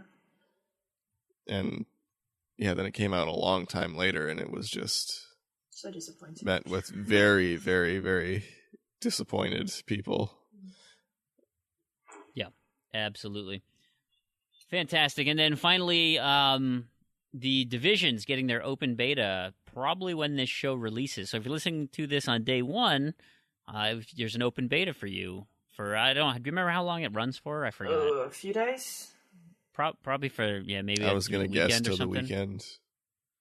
So if you listen to this right away, fantastic. If not, Division's probably released by the time you get around to it. Suffice it to say, I enjoyed it. Give it a shot. It's free. It's open. Should be a good time. Yeah, it's definitely worth checking it out just to get a feel for it. It's a big download, but it didn't make me not want to play it. So that's saying something, because usually betas make me cancel my pre-orders. Historically, I don't think that's the intention. No, I don't think it is, but that's what happens. Yeah, typically that is what happens. It saved me a lot of money. Yeah, right. All right. Well, so we're going to get into our second featured content. We had Joe's little interview up there at the beginning. We're going to have a second piece here of Talking Zeds. This was an interview. This was an article by Not Penny's Boat, Mark Delaney on TA, which kind of all tickled our fancy. It was written well, and it was fun. We really enjoyed it. And it was an opinion piece titled, "I Am Getting Too Old for This." And ultimately, just to kind of recap, it's written, like I said, written well. It's clever. But it comes down to the fact that he's 26 years old. So when we say old, I mean, let's... Sorry. That was 10 years ago for me. It's older than me. We get that, but what the crux of it is now that he's an adult, he's 26, he's got a kid, he's got a wife, he's got a full-time job.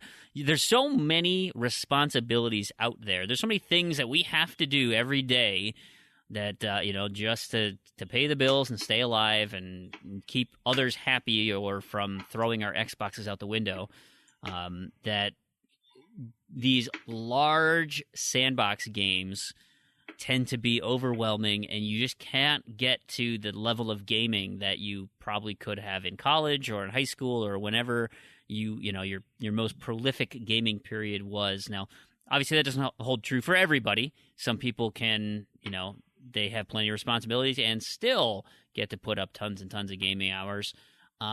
Me personally, I don't have that option. I literally have 2 hours per night to game from 10 p.m. till midnight, typically. And thankfully, when The Bachelor is on, I get a bonus 2 hours because my wife doesn't want to be anywhere near me. And so I get to start at 8 o'clock when we lay the kids down for bed. So, Mondays are my best gaming days because I get 4 uninterrupted hours of gaming. And it's I completely understand from Not Penny's Boat's perspective here on... I bought Fallout 4 day one, and I started it.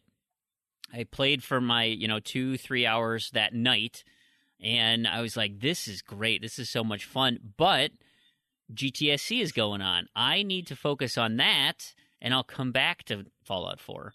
Okay, well, guess what? GTASC is long over.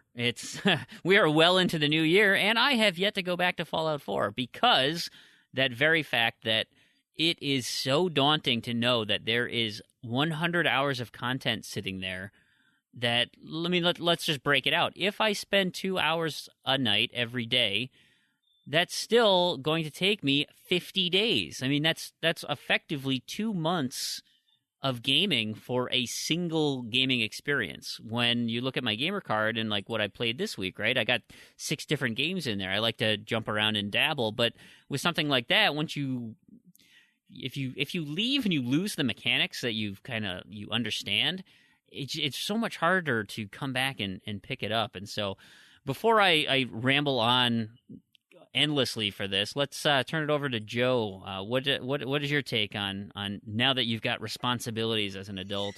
Well, you see, I have responsibilities, but I live alone, so I don't have that whole restriction on gaming time.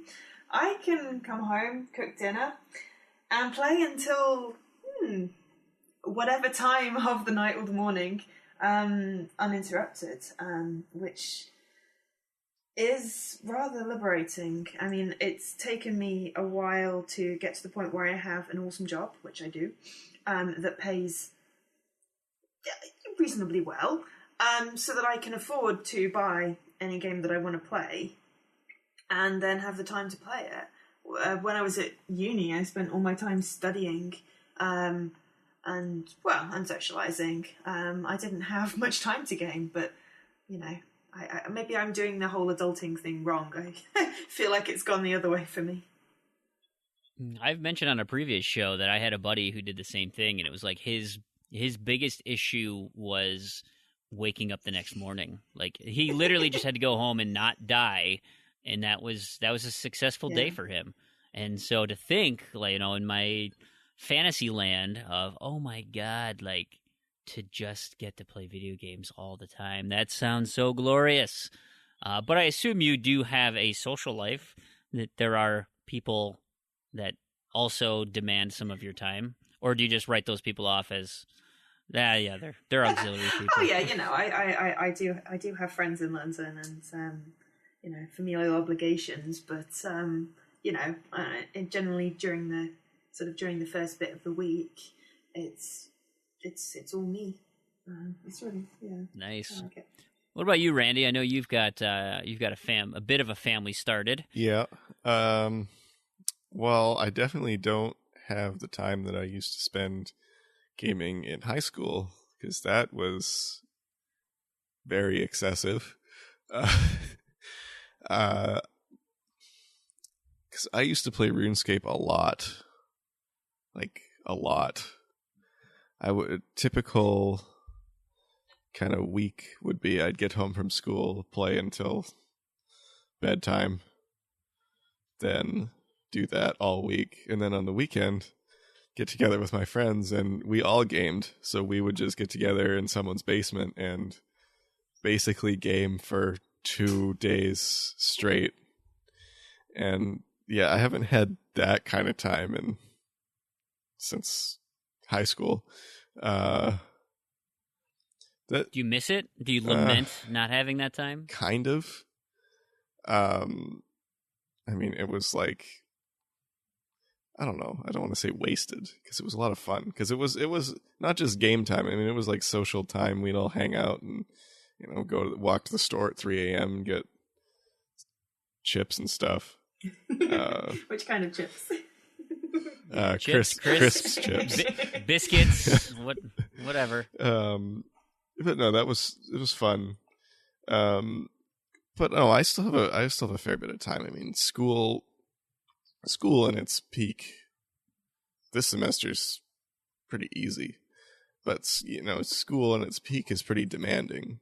And that's where a lot of time goes, because my setup now is we have a tiny apartment, so I've got, in our living room, we've got the TV and the couch and my monitor with my games on it. So, you know, we kind of watch TV and I play games at the same time, and at night, that's usually when I play. My wife would murder me if I did that, by the way. There's not really anywhere else to put it in our place. But, I suppose. But she gets mad when I'm like dinking around on my phone watching a TV show. It's like, I can listen to a situation comedy and play and Puzzle Quest or something. And that's usually what I do. And I've got mine's runs into headphones. So it's not like we have two two things going, distracting each other with each other. So mine goes into headphones. I usually just wear them in one ear while the TV's on. And that's when I do a lot of my gaming. So a lot of boosting in particular makes that easier, because kind of watch TV and passively pay attention to boosting with my too many Xboxes. Yeah, right.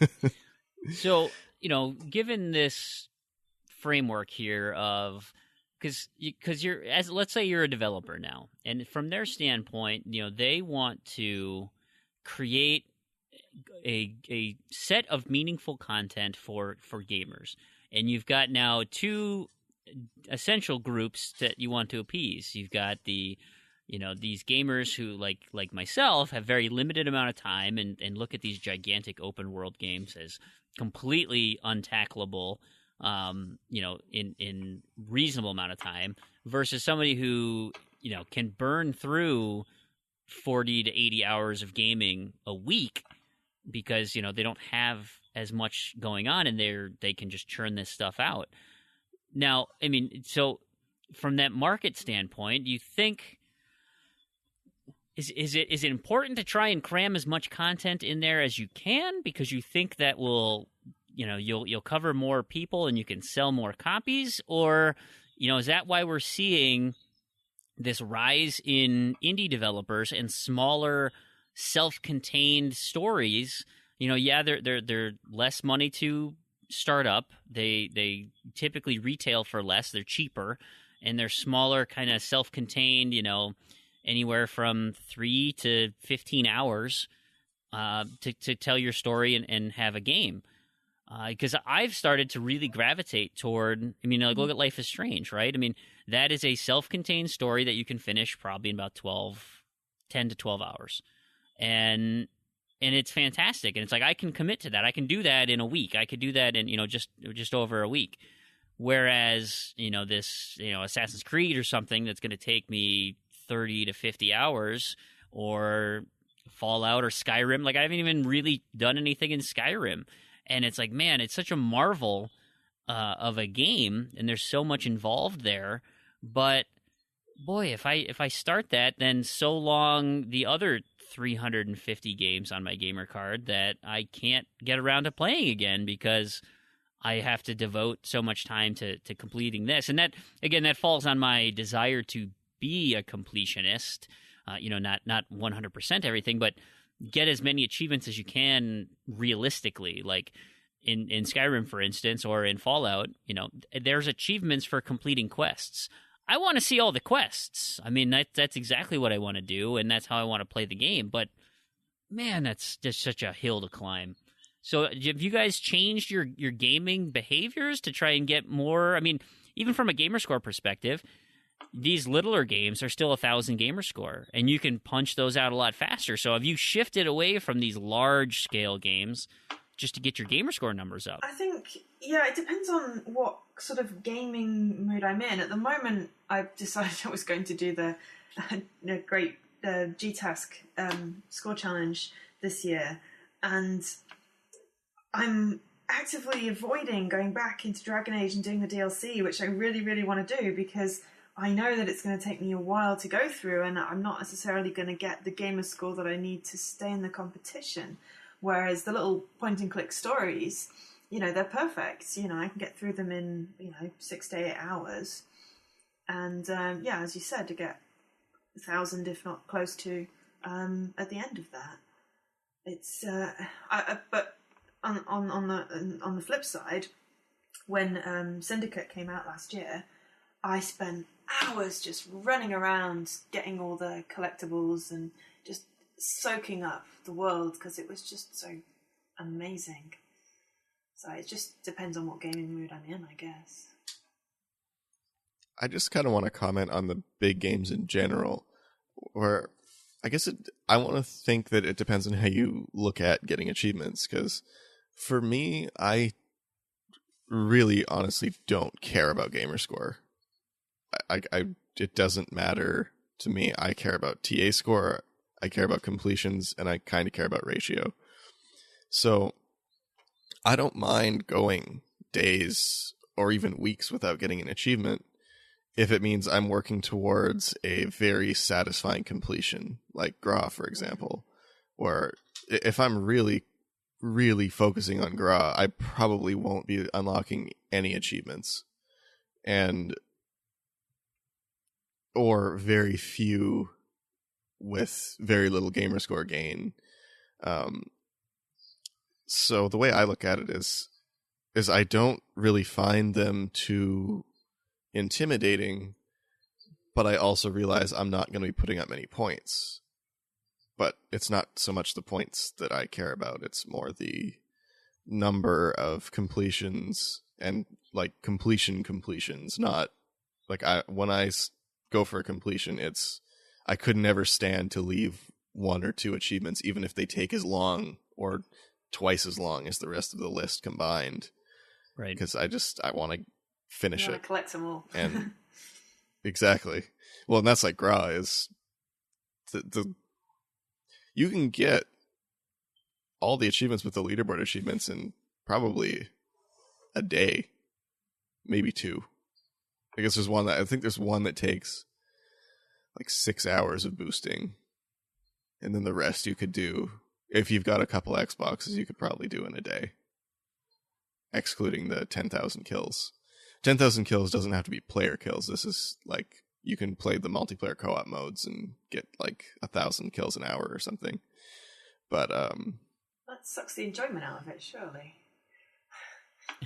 Oh yeah, that's just a blast getting 10,000 kills in a game that no one plays. That sounds miserable. But then you have the 3 leaderboard achievements that combined take who knows how many thousands of hours at this point, of both playing and idle boosting. I'm gonna say probably 1,000 of playing, maybe like 1,200. Yeah, so I guess you're right. I mean, it does come down to what type of gamer you are. I'm very much a story. I want the story. I want a cool gameplay loop and play a game from, what you would classify as start to finish, right? Complete the main arc, and then auxiliary achievements that are within reach, go for those. And then once it's like, then it becomes a cost benefit analysis. Seriously, in Gears, yeah, exactly. Not having it for me. Even on some of the, like, I look back at some of the things I did, and it's like, I can't believe I grind that out, because that was dumb. That was a huge waste of my time. Yeah, and an achievement, like, seriously, even for me, because I have so many Xboxes and accounts, is I can do seriously by myself. But even doing that, having nobody, getting all the kills in the match and playing with no other person, it would still take me, I calculated, I think it was about 35 hours for seriously, even just by myself. So, those achievements are definitely a commitment. And, if you've got one Xbox, I don't know how long seriously would take. 200 maybe? If you're grenade boosting, I'm going to say 200. But yeah, and that being said too, with how you approach games, is I have still been intimidated by games and the amount of content they have. Oblivion, for example, is kind of notorious to me on my tag because I had heard really good things about it, and I picked it up. I picked up the complete edition, whatever it was, Game of the Year, the one that has all the DLC on the disc. Right. And I started playing it, and I just could not get into it because there was so little guidance of what you were supposed to do and what was the main quest that I kind of just gave up because it was so big and so vague. And at least it was vague to me. It's been a long time since I've tried to play that game. And I had the same issue with Morrowind. I have a friend who really, really likes Morrowind. And I had tried to play it a couple times, and it was just the same thing where I just couldn't get into it because it was so big. And I think it would have been easier if there was a bit more guidance. like Sure. at least at the beginning, just to kind of figure out what was going on. But I kind of just found the whole thing pretty unclear. Where with a game like, say, Grand Theft Auto 4, which I really didn't like, I completed it twice and didn't like it, but that's another rant.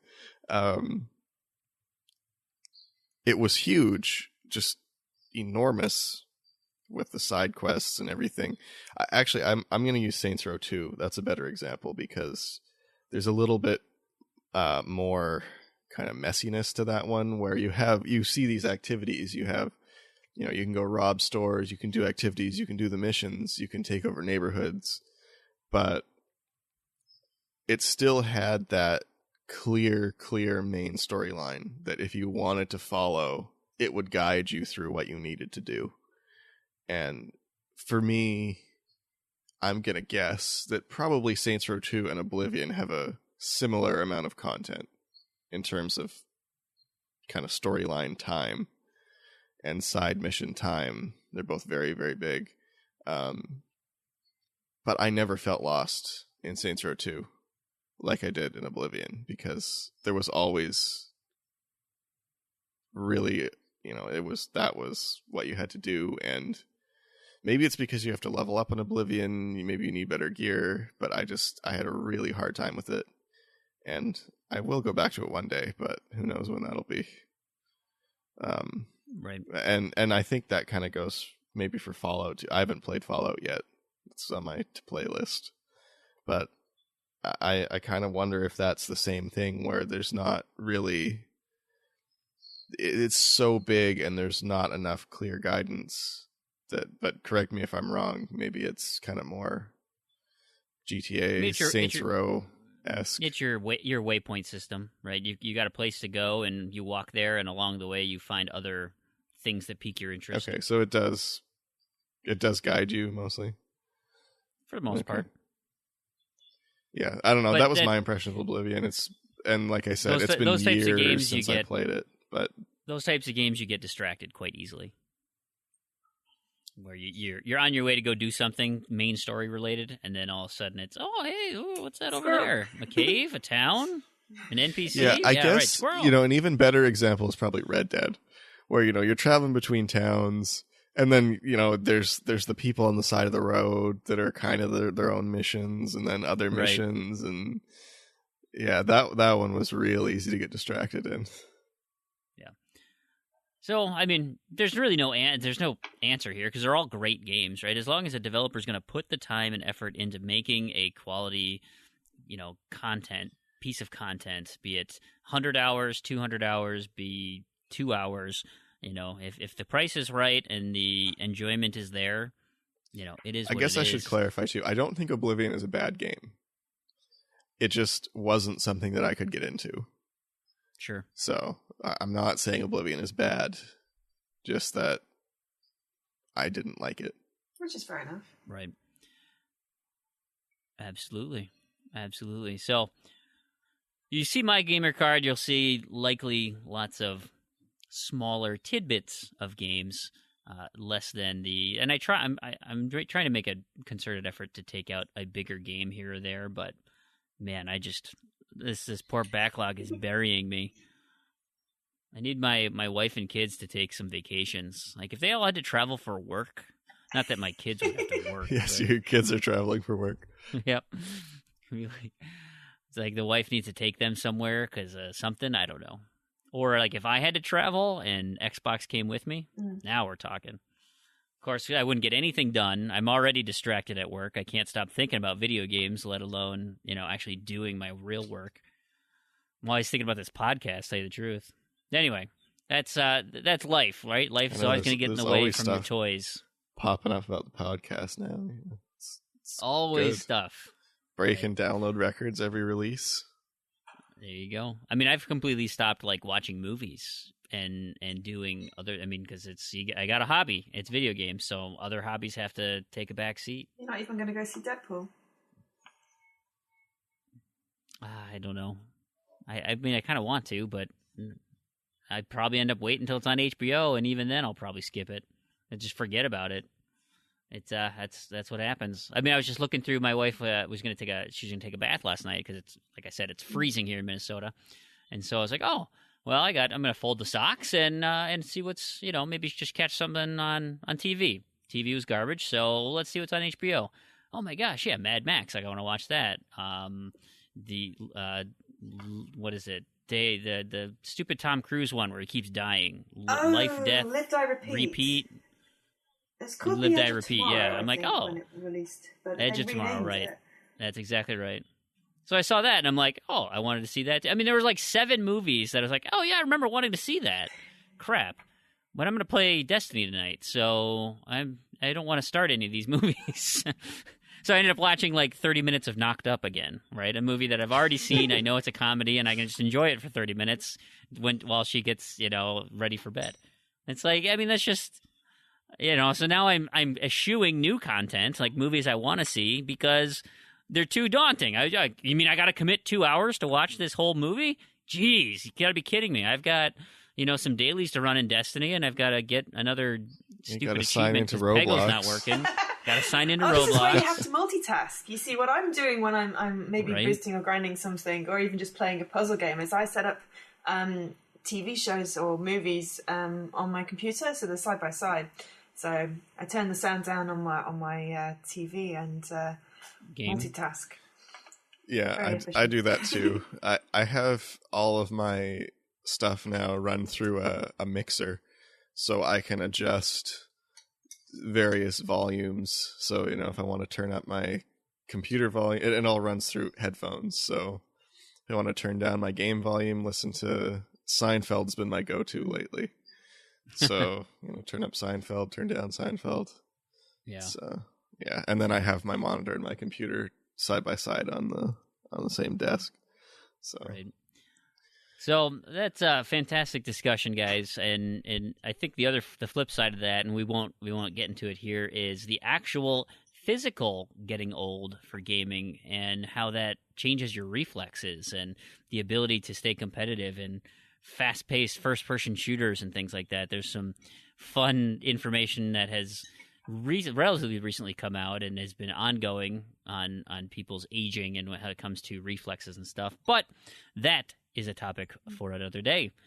So let's move into our closing features. We'll just quick couple things. We do have a Gamerscore Bootcamp this week, and you will hear from Terrigan, who is not on the show, but recorded this bit for you. Today's Gamerscore Bootcamp is 3/4 Home Extended Edition on Xbox One. This title is less a game and more an interactive indie story. This means that if you're expecting a typical gameplay experience, you will be left disappointed, so keep in mind that a traditional game experience was not the intention of this title before jumping to rate it. The gameplay, such as it is primarily just navigating a dialogue tree whilst holding right trigger. The title is $5 on the US market. You can get about 700 points in under an hour, and the full completion will take about 2 hours. One achievement, On the Radio, takes about 55 minutes by itself, although this is completely idle. Start by playing through the main story and epilogue in one sitting. Start the story, then hold the right trigger, then mash the X and A buttons to skip through the dialogue whilst selecting the first option every time. Once you've completed the main story and epilogue, start the main story again and play most of the way through until after you've been talking to your brother for a while. You can then quit and the accumulated travel distance will unlock the achievement 20 miles out.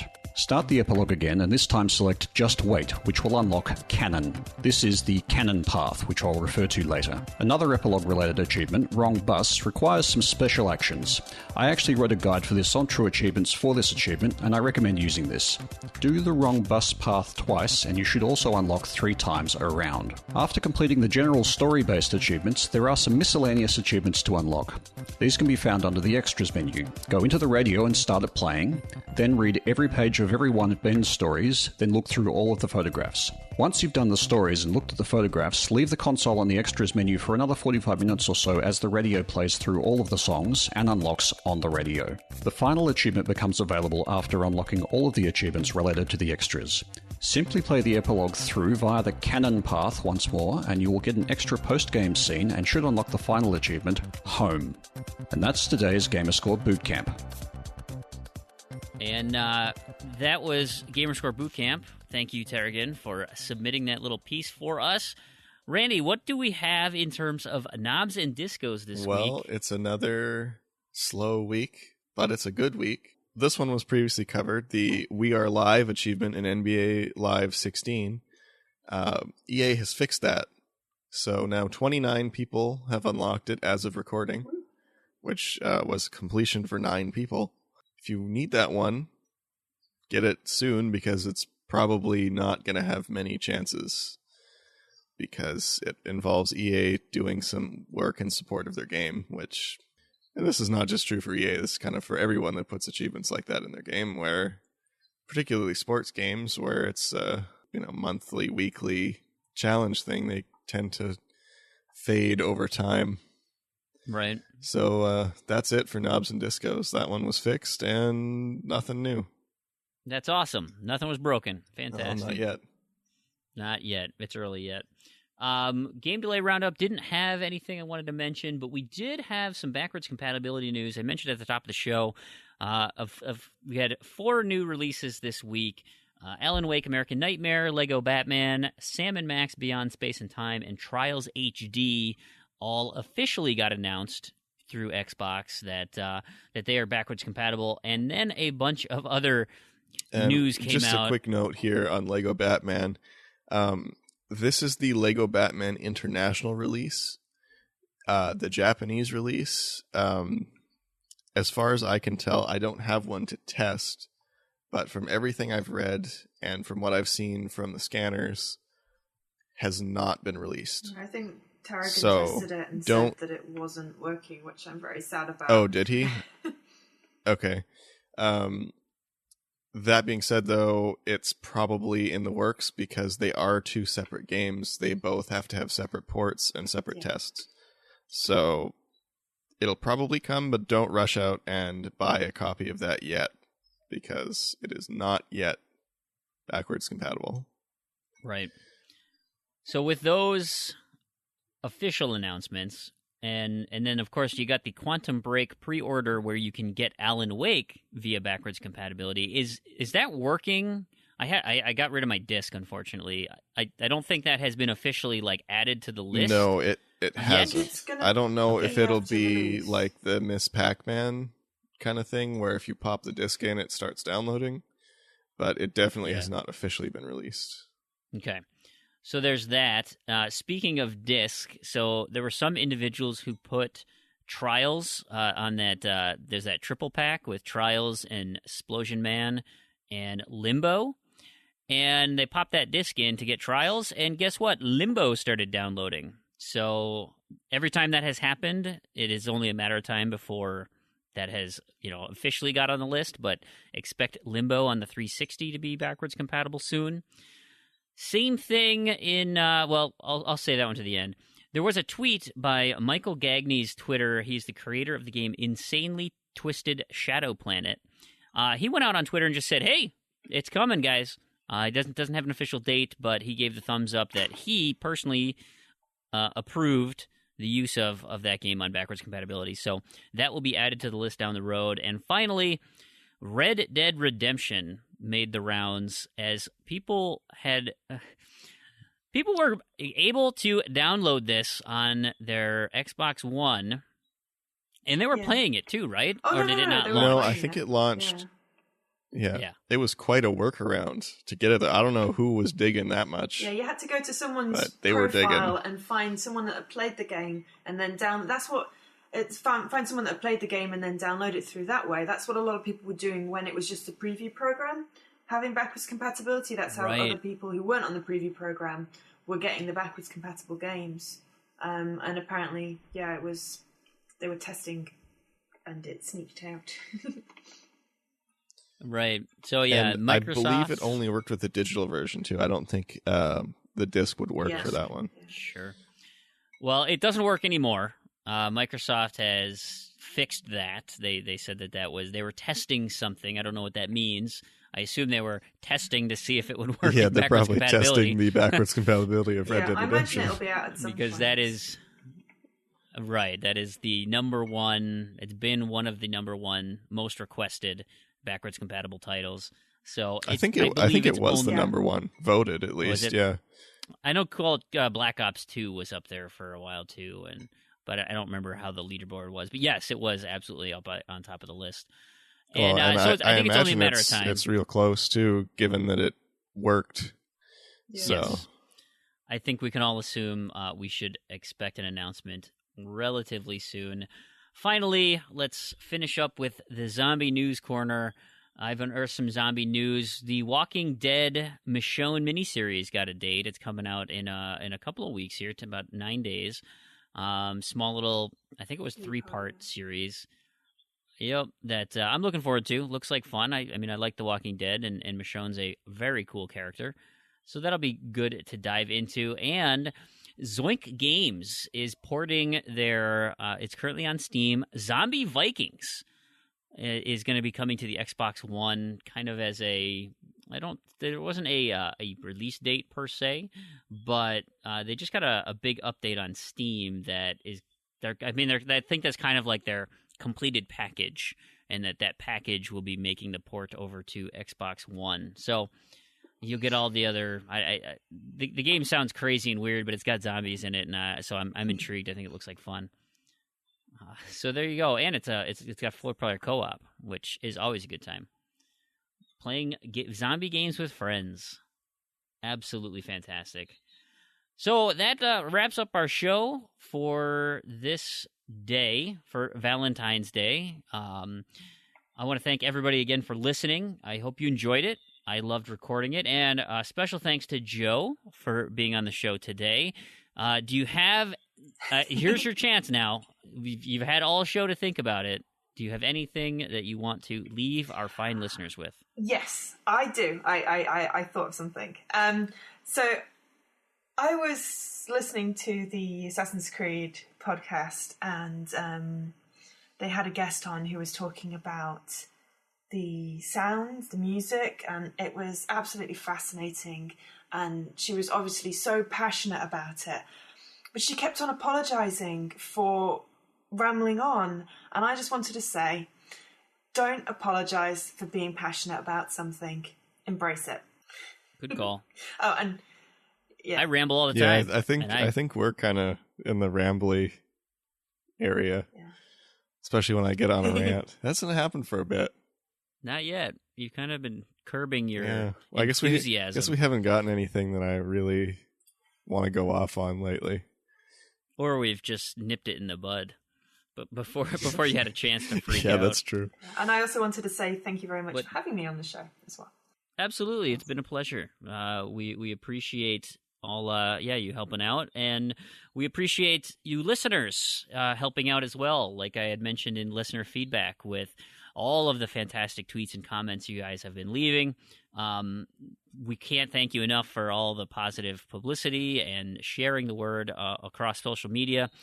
We would love if you would extend those to podcast reviews. So whatever you listen to this podcast on, if there's a place to do a review, leave it, because that helps grow in search engines and ways for people to find the show.